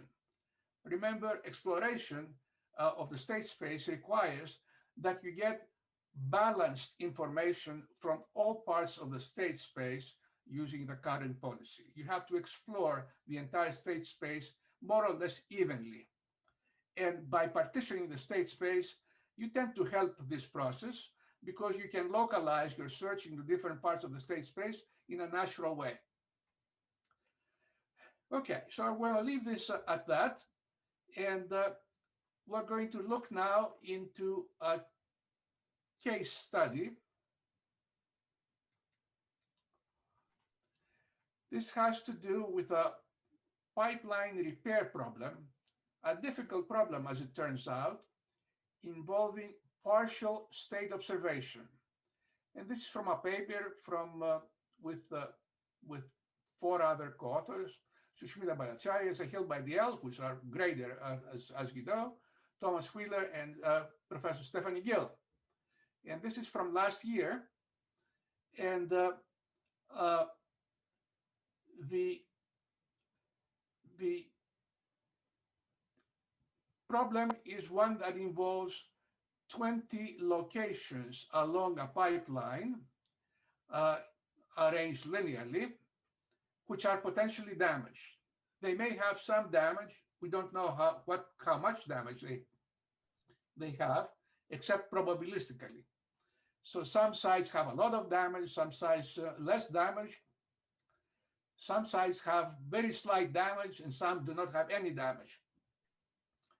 However, the damage of each location is imperfectly known, and it changes with time. It evolves according to a Markov chain. So all we know for each location is the probability distribution over the 5 levels of damage. So the states, the number of states here, aside from the location of the repairman who moves around back and forth trying to repair the damage, aside from the location of the repairman, the number of states are all the combinations of different damages, 5 levels of different damage along 20 locations. And so that's 5 to the 20, and it's about 10 to the 15, if you'd like to think in terms of powers of 10. This is a humongous number of states. And the actual state space here is far worse. It's the set of probability distributions over these 10 to the 15 states, okay? So it is the set of belief states over this finite but very large state space. So what the robot does now is decides at each stage whether to move right or left. And when he moves to a location,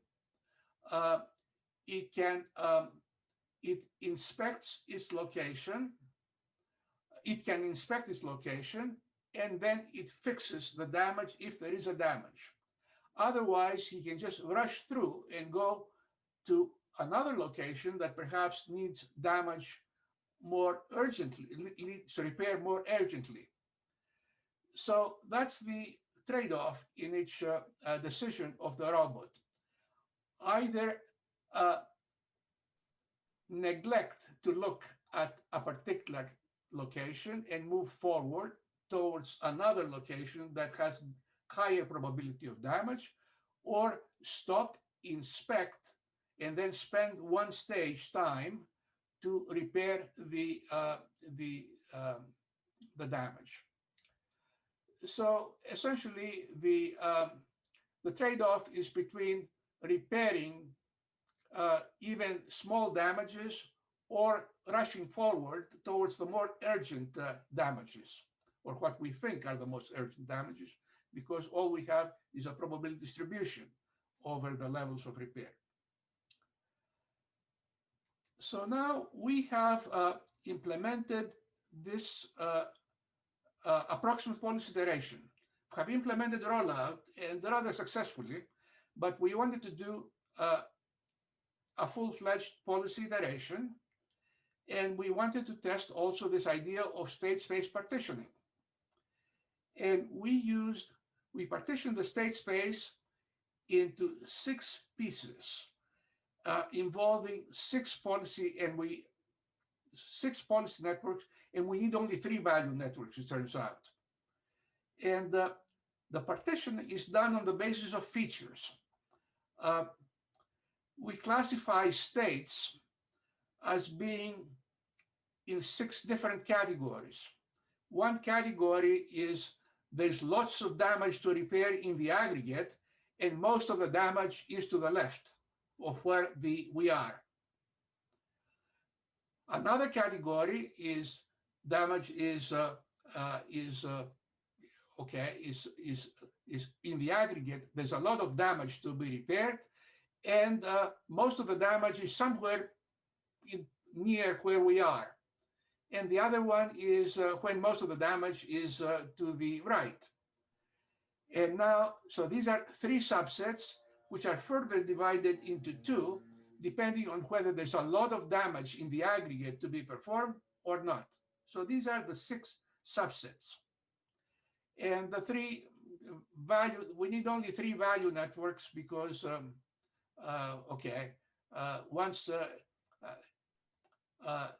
once we cross into a region of the state space where there's little damage to be done, then we can perform a full-fledged simulation without the use of a value network from other sets of the partition.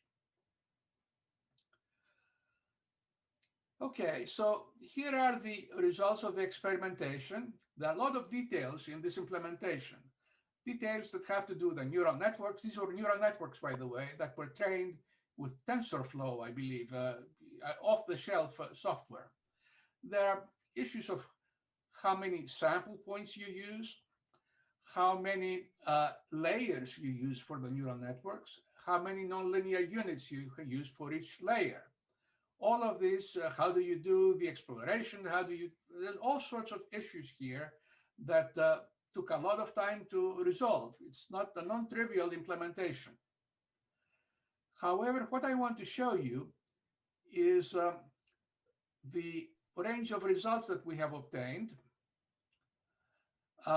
starting from some base policy. The base policy is you go to the nearest damaged site, a site that has some positive probability of some repair, of needing some repair. And you go to that. So if that is to the right, you go to the right. If that's to the left, you go to the left. And if you reach a site that is damaged, no matter how severe the damage is, you repair it. That's the base policy. It's somewhat intelligent, but not all that hot, okay, all that impressive. And here is the cost that we obtained by simulation, of course, because it's a stochastic problem. Here's the cost that we have obtained with this base policy. And you see 3 bars here. The blue corresponds to parallel computation, state partitioning, with 6 policy networks and 3 value networks. The red corresponds to using only policy networks and no value networks. So in this case, the simulation was done all the way to the end, and we did not need any value network for terminal cost function approximation. Finally, the yellow corresponds to centralized computation. No parallel computation at all. Just a single policy network, nothing else. Now, here you see the results. Let's focus on the yellow, which is the ordinary policy iteration without any parallelization. It exhibits the kind of behavior that is sort of typical. The first few iterations reduce the cost. So going from the base policy to the first policy, this is the rollout policy, okay, corresponding to this base policy. we obtain an improvement. And then with the second iteration, which is rollout using this one as the base policy, we obtain further improvement and further improvement and further improvement. Now, here we obtain steady improvement. But if we were to continue with more iterations, you'd see that we would reach a plateau and then we would be oscillating. That's the general character of approximate policy iteration without any further structure. So without parallelization, it's the yellow bars here. With policy network parallelization, it's the red bars. A little worse, but not that much worse. However, much faster, okay? 6 times faster when it comes to policy improvement operation. The blue bars give you the results where you have even more parallelization with 6 subsets and 6 policy networks and 3 value networks. This is the fastest of the 3 because we have the most parallelization. And the cost is not that much deteriorated relative to the red calculation and the yellow calculation. Now, our paper has a lot of details about how the implementation was done, what the choices were, what the pitfalls were, and also some comparisons with other state-of-the-art methods, which actually work very poorly on this problem. This is a challenging problem. It's simple to represent it, to give a picture of it, but when you comes to solve it, it's extremely difficult to solve it. And the state-of-the-art software for it did not work well at all on this problem. In fact, they gave results that were worse than the base policy itself, which is kind of disappointing. However, we did much better, and that's what we found. And you can find, again, you can see the results of the experimentation in the paper.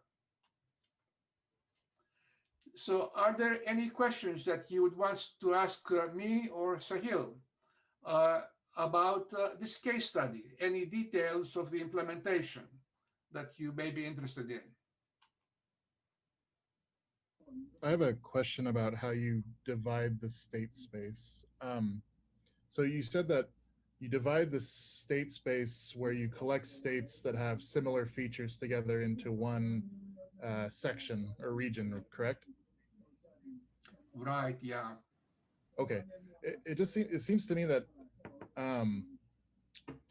states with similar features, they're not necessarily near each other in the state space. You may, in order, for example, if you're in a region where all of the states have similar features, to get from one state in that region to another, you may have to go through many other different regions according to the transition probabilities just to get there.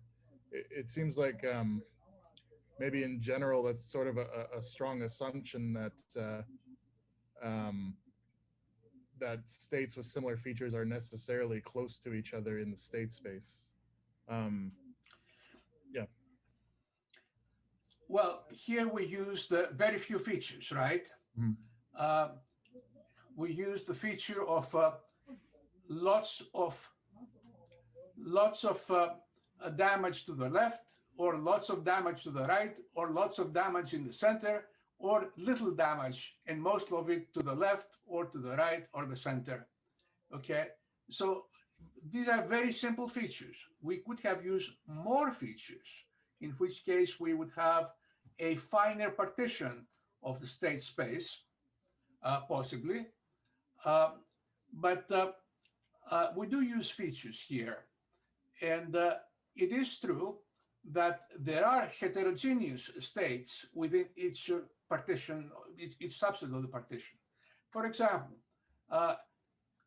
the location of the robot is not specified. So for example, they may be locations in, there may be states in the first subset of the partition where the robot is over here or also over here.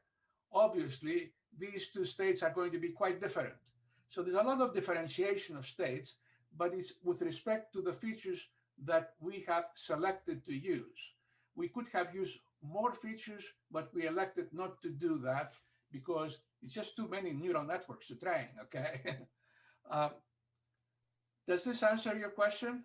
Yeah, I think so. So I guess my more general question is, how do you decide or compute the boundaries in your state space? And it sounds like it's just really problem specific, but maybe there are some more general rules.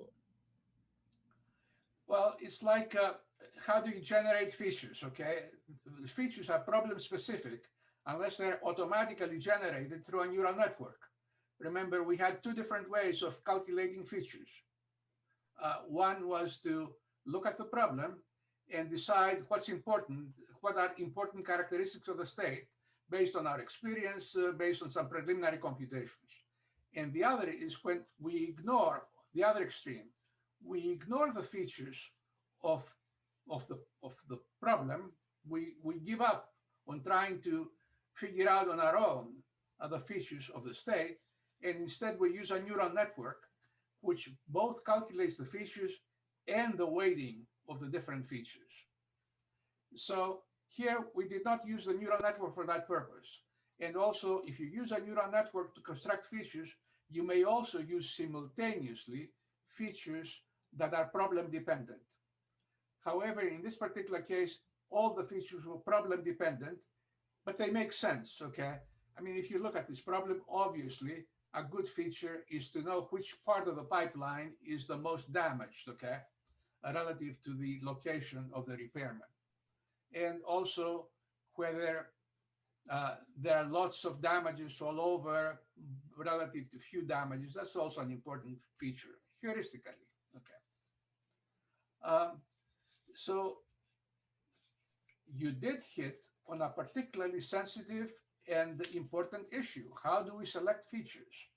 And a lot of, on a given problem, a lot of the success that you may have hinges on being able to select nice features and be able to reduce essentially the dimension of your problem to a lower dimension. So that's all I have to say about the features that we have used.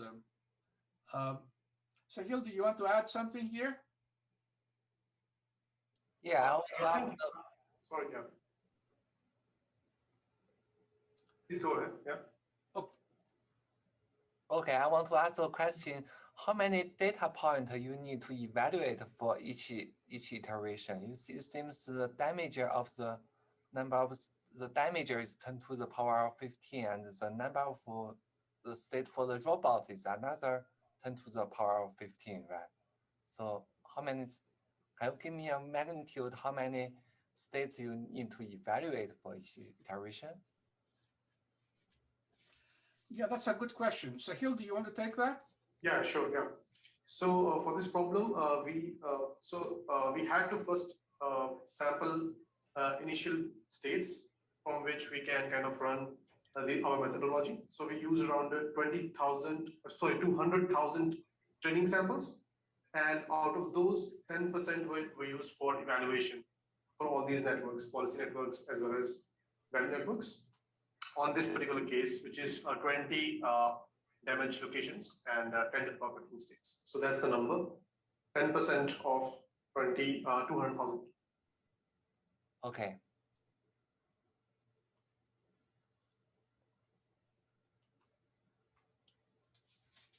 All of this is empirical, and it's hard to know when you have sampled enough, okay?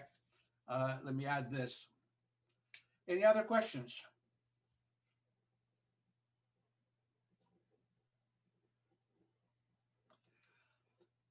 Okay, let's go now to control space parallelization.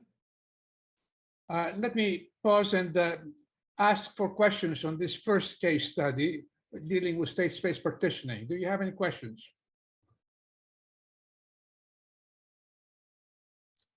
I have kept the questions from the previous year, so perhaps some of your questions may have been answered through these previous year questions and answers. Okay, we'll move right along. And multi-agent rollout and policy iteration. Okay, we have discussed this earlier in the context also of simplified minimization in approximation value space schemes. One agent at a time for the case where there are multiple components, multiple agents.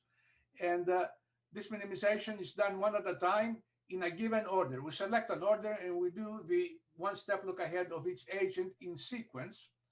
This reduces dramatically the cost of policy improvement, but it is an inherently serial operation because each agent needs the rollout control of the preceding agents in the order. So agent number one computes and finds its control at a given stage and state. Then the second agent computes to find its own rollout control, but it needs the rollout control of the first agent, and so on. So the preceding agent's controls in the order are needed to calculate the rollout control of a particular agent. So how can we parallelize that now? Well, we have discussed this in the context of in a previous lecture, 2 lectures ago, I think, by using pre-computed signaling. In other words, in order to the main problem with parallelization is that to compute the kth agent rollout control, we need the rollout control of the preceding agents. So suppose we use pre-computed substitute guesses in place of the preceding rollout controls. Instead of waiting for this to be computed, we use guesses, these mu hats of x. These are functions of x that are pre-computed with the help of a neural network or something like that. So what are the signaling possibilities? One possibility is to use the base policy controls for signaling. And I have shown you a demonstration of this where it works very poorly. It can work well for some problems, but in some other problems, it can work horribly bad. The other possibility is to use a neural network representation of the rollout policy controls, whereby we pre-train a neural network to emulate this rollout policy, and we use that in the context of online one agent in the context of online one agent at a time computation, which is done simultaneously. Okay, so there are other possibilities also for signaling, and our paper, which I'm going to show shortly, has several of these possibilities involving delayed communications of rollout controls between agents and so on. So let me return to this problem that I have discussed, and I showed you some videos a couple of lectures ago.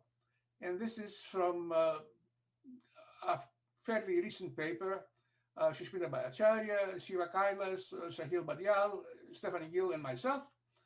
And the case study for this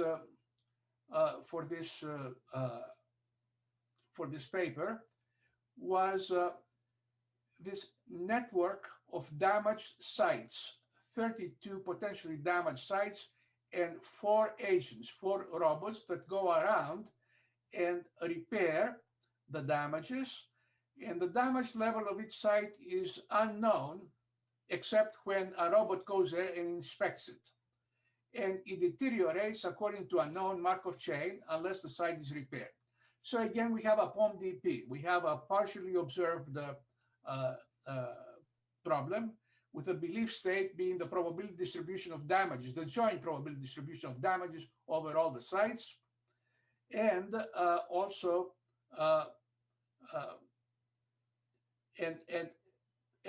okay, the location of the robots are known. The observations here are the inspections that are done by the robots, which are used to update the belief state together with a Markov chain that you have assumed. Now, the control choice of this robot is to inspect and repair a particular site, which takes one time unit, or inspect and move to a neighboring site. The state of the system is a set of all robot locations plus the belief state of the site damages. And the stage cost of each unrepaired site depends, this is the cost per stage, right? It's the sum of the cost of all the sites, and it depends on the level of the damage of the site, with obviously more damaged sites costing more to be left unrepaired. And for this particular problem, after all is said and done, there are 10 to the 30 states, 10 to the 7th controls, and approximately. But of course, the true state of the system is much larger because it involves the belief states, the belief distributions over these 10 to the 30 states.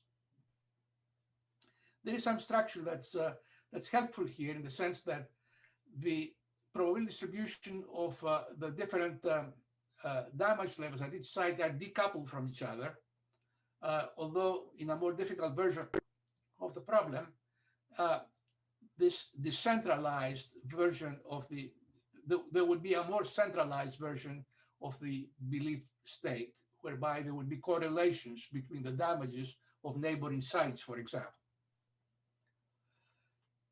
Okay, so now we have applied policy iteration with multi-agent parallelization, not state space partitioning, no state parallelization, just agent parallelization.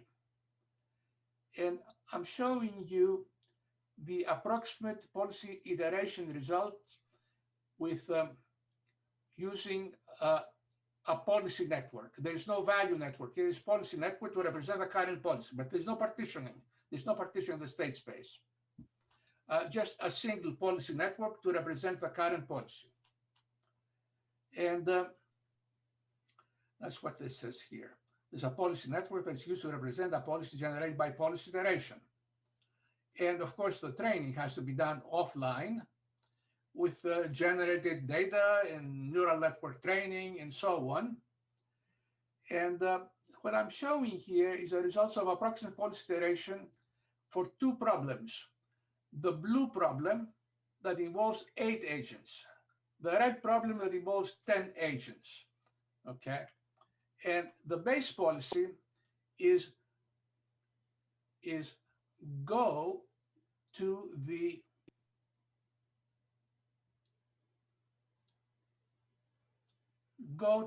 nearest site. Each agent goes to the nearest site that has some damage, some positive probability of damage. After one iteration, we get a reduction, a very substantial reduction. Incidentally, all of this policy iteration is multi-agent, okay? This is multi-agent policy iteration with neural network approximations for the policies. So for both the red and for the blue problem, we get reductions. And if we were to continue for more iterations, we didn't run too many iterations. Each iteration costs a lot of time. We're talking about hours of computation. And we would have had oscillations here. And I think perhaps we have run made some runs with more than 3 iterations. And the results are typical. However, the method is successful. And when we compare it with the alternatives, the state-of-the-art methods that are available, are published, we find that our method works much better, but also that the other methods just don't work for this problem. They do worse than the base policy, or perhaps comparably in some cases.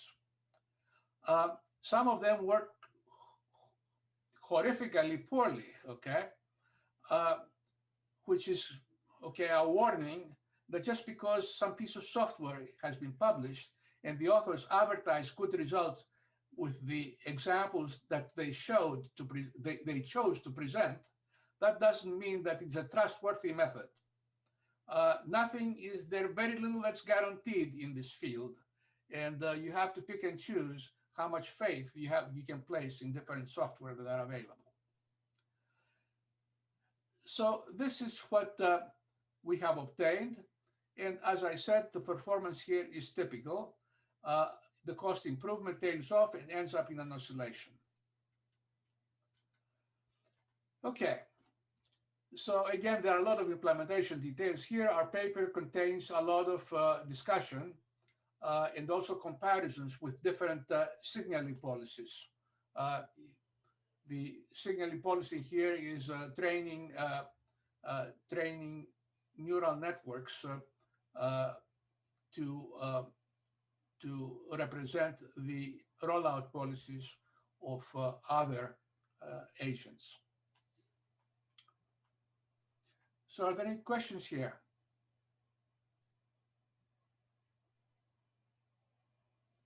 I'd be interested in hearing how would you apply techniques discussed earlier in the lecture regarding exploration for the case in which we don't know the Markov chain that determines the dynamics of the problem?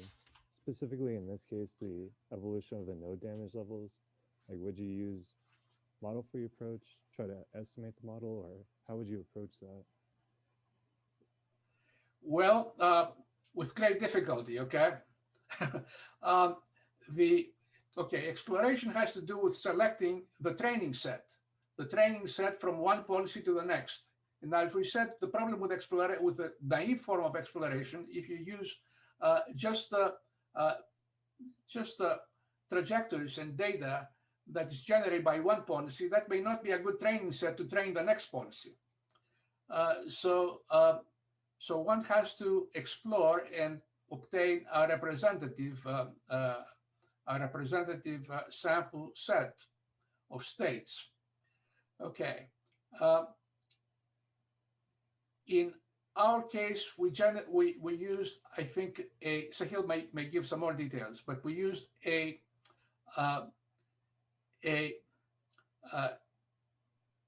scheme that's heuristic, whereby we combine samples from different policies. In other words, given the current policy, we generated sample states that are visited by that policy. And then we added some more. And that's why we were generating more policies. We added sample points generated by these new policies and dropped out some of the samples from earlier policies. So our sample set consisted of a mixture of sample points obtained using different policies. And the details of that are kind of opaque. It's not easy to come up with a perfect scheme. You just try some scheme that makes some sense, and then you try to improve on it by trial and error. And that's all I can say. There's a lot of literature, by the way, the reinforcement learning literature, up to including recent, but also from the past, that has to do with sample reuse, trajectory reuse. There is people talk about buffers where they store their samples and they replenish the buffer once in a while.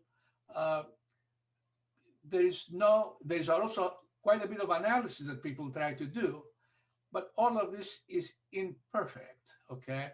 There's no good answer to the question of exploration in approximate policy iteration. And you might say it's the Achilles heel, the point of vulnerability, the point of greatest vulnerability of approximate policy iteration. Okay, so that's all I can say about exploration. Sahil, do you want to add something to that? Yeah, I think what you said was correct. We used like a few samples, like typically around 30% of the training samples were generated by some previous, say, rollout policy, for example, and the rest of them were just randomly chosen from using some random number generator. So yeah, we wanted exploration, but we also wanted to have states that are closer to the previous states. So yes, it's a difficult subject to talk about, but yeah, this is how we did it. Yeah.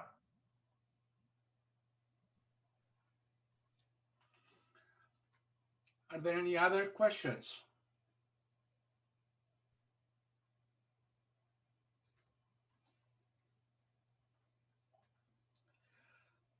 Okay, so let me go to the last slide. In the last part of this lecture, we focused on distributed reinforcement learning. And it's motivated by the fact that it is a very computationally intensive methodology, and distributed asynchronous computation is an obvious answer. And it's important to identify methods that are amenable to distributed computation. And rollout is one of those. Multi-agent parallelization is a possibility for rollout. And also, we may use some pre-computed value approximations and policy, and represent the base policy with policy networks to parallelize all of this operation. Now, there's one thing that I want to impress on you, and I really believe that. And okay, different people may have different opinions and different experiences, but in my experience, as I look into this landscape of reinforcement learning methods, there's only one type of method that I have found to be reliable and consistently give you reasonably good results, and that's rollout. When you try to go into approximate policy iteration or other methods, you use, for example, repeated rollout, okay, you're talking about a different level of difficulty. And when you add partition architectures, multi-agent parallelization, all this other stuff, local value and policy networks, okay, it's an ambitious kind of methodology, but it's also more complicated.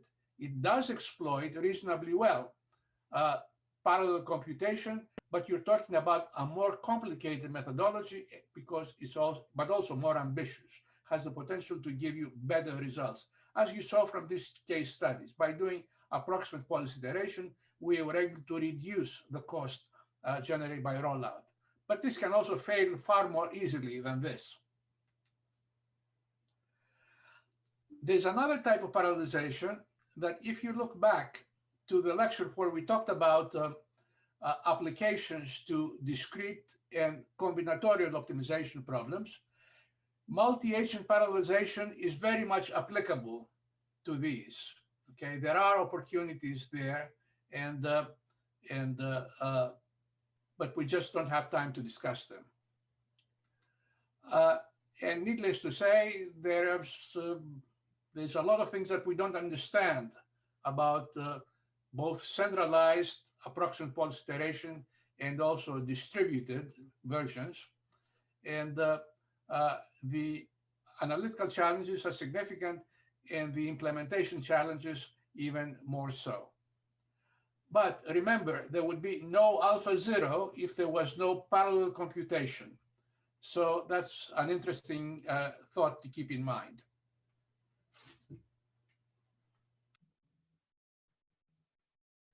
Okay, this is the end of the video.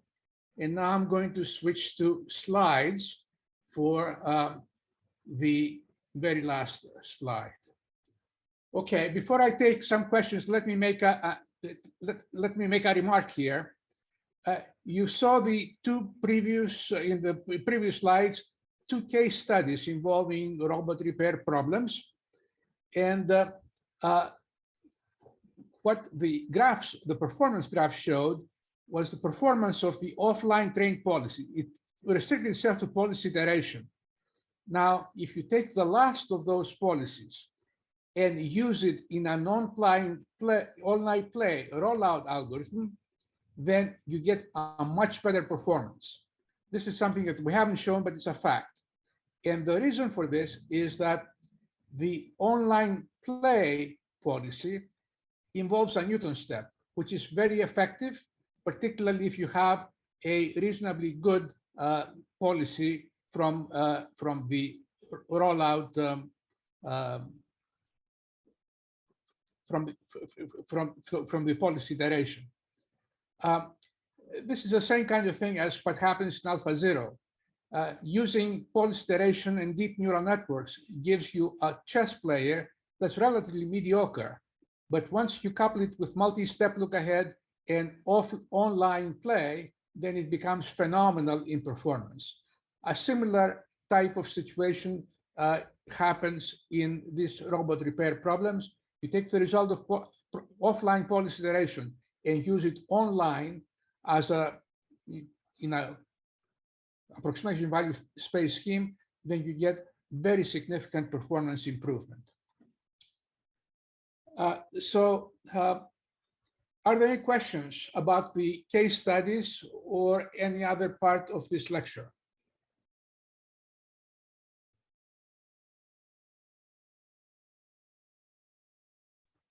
Okay, let me review the next lecture. We will cover some additional methods that the linear programming type of method for infinite horizon problems in its approximate version, which we have not seen before. It's a legitimate method, but we're not going to be covering it in depth. Then we are going to talk about the other major type of reinforcement learning method. The other, in place of approximation in value space, do approximation in policy space. And this is a different type of methodology that's not so much tied to dynamic programming. It's more tied to optimization methods, machine learning methods involving neural networks and gradient type of techniques. There are popular methods called policy gradient methods for approximation in policy space. And there are also random search methods. And we're going to review them in the next lecture. And we're going to be using parts of video lecture 11 from last year's course, and you may want to watch that before coming to class. So this is the end of this lecture, and we will see you next week.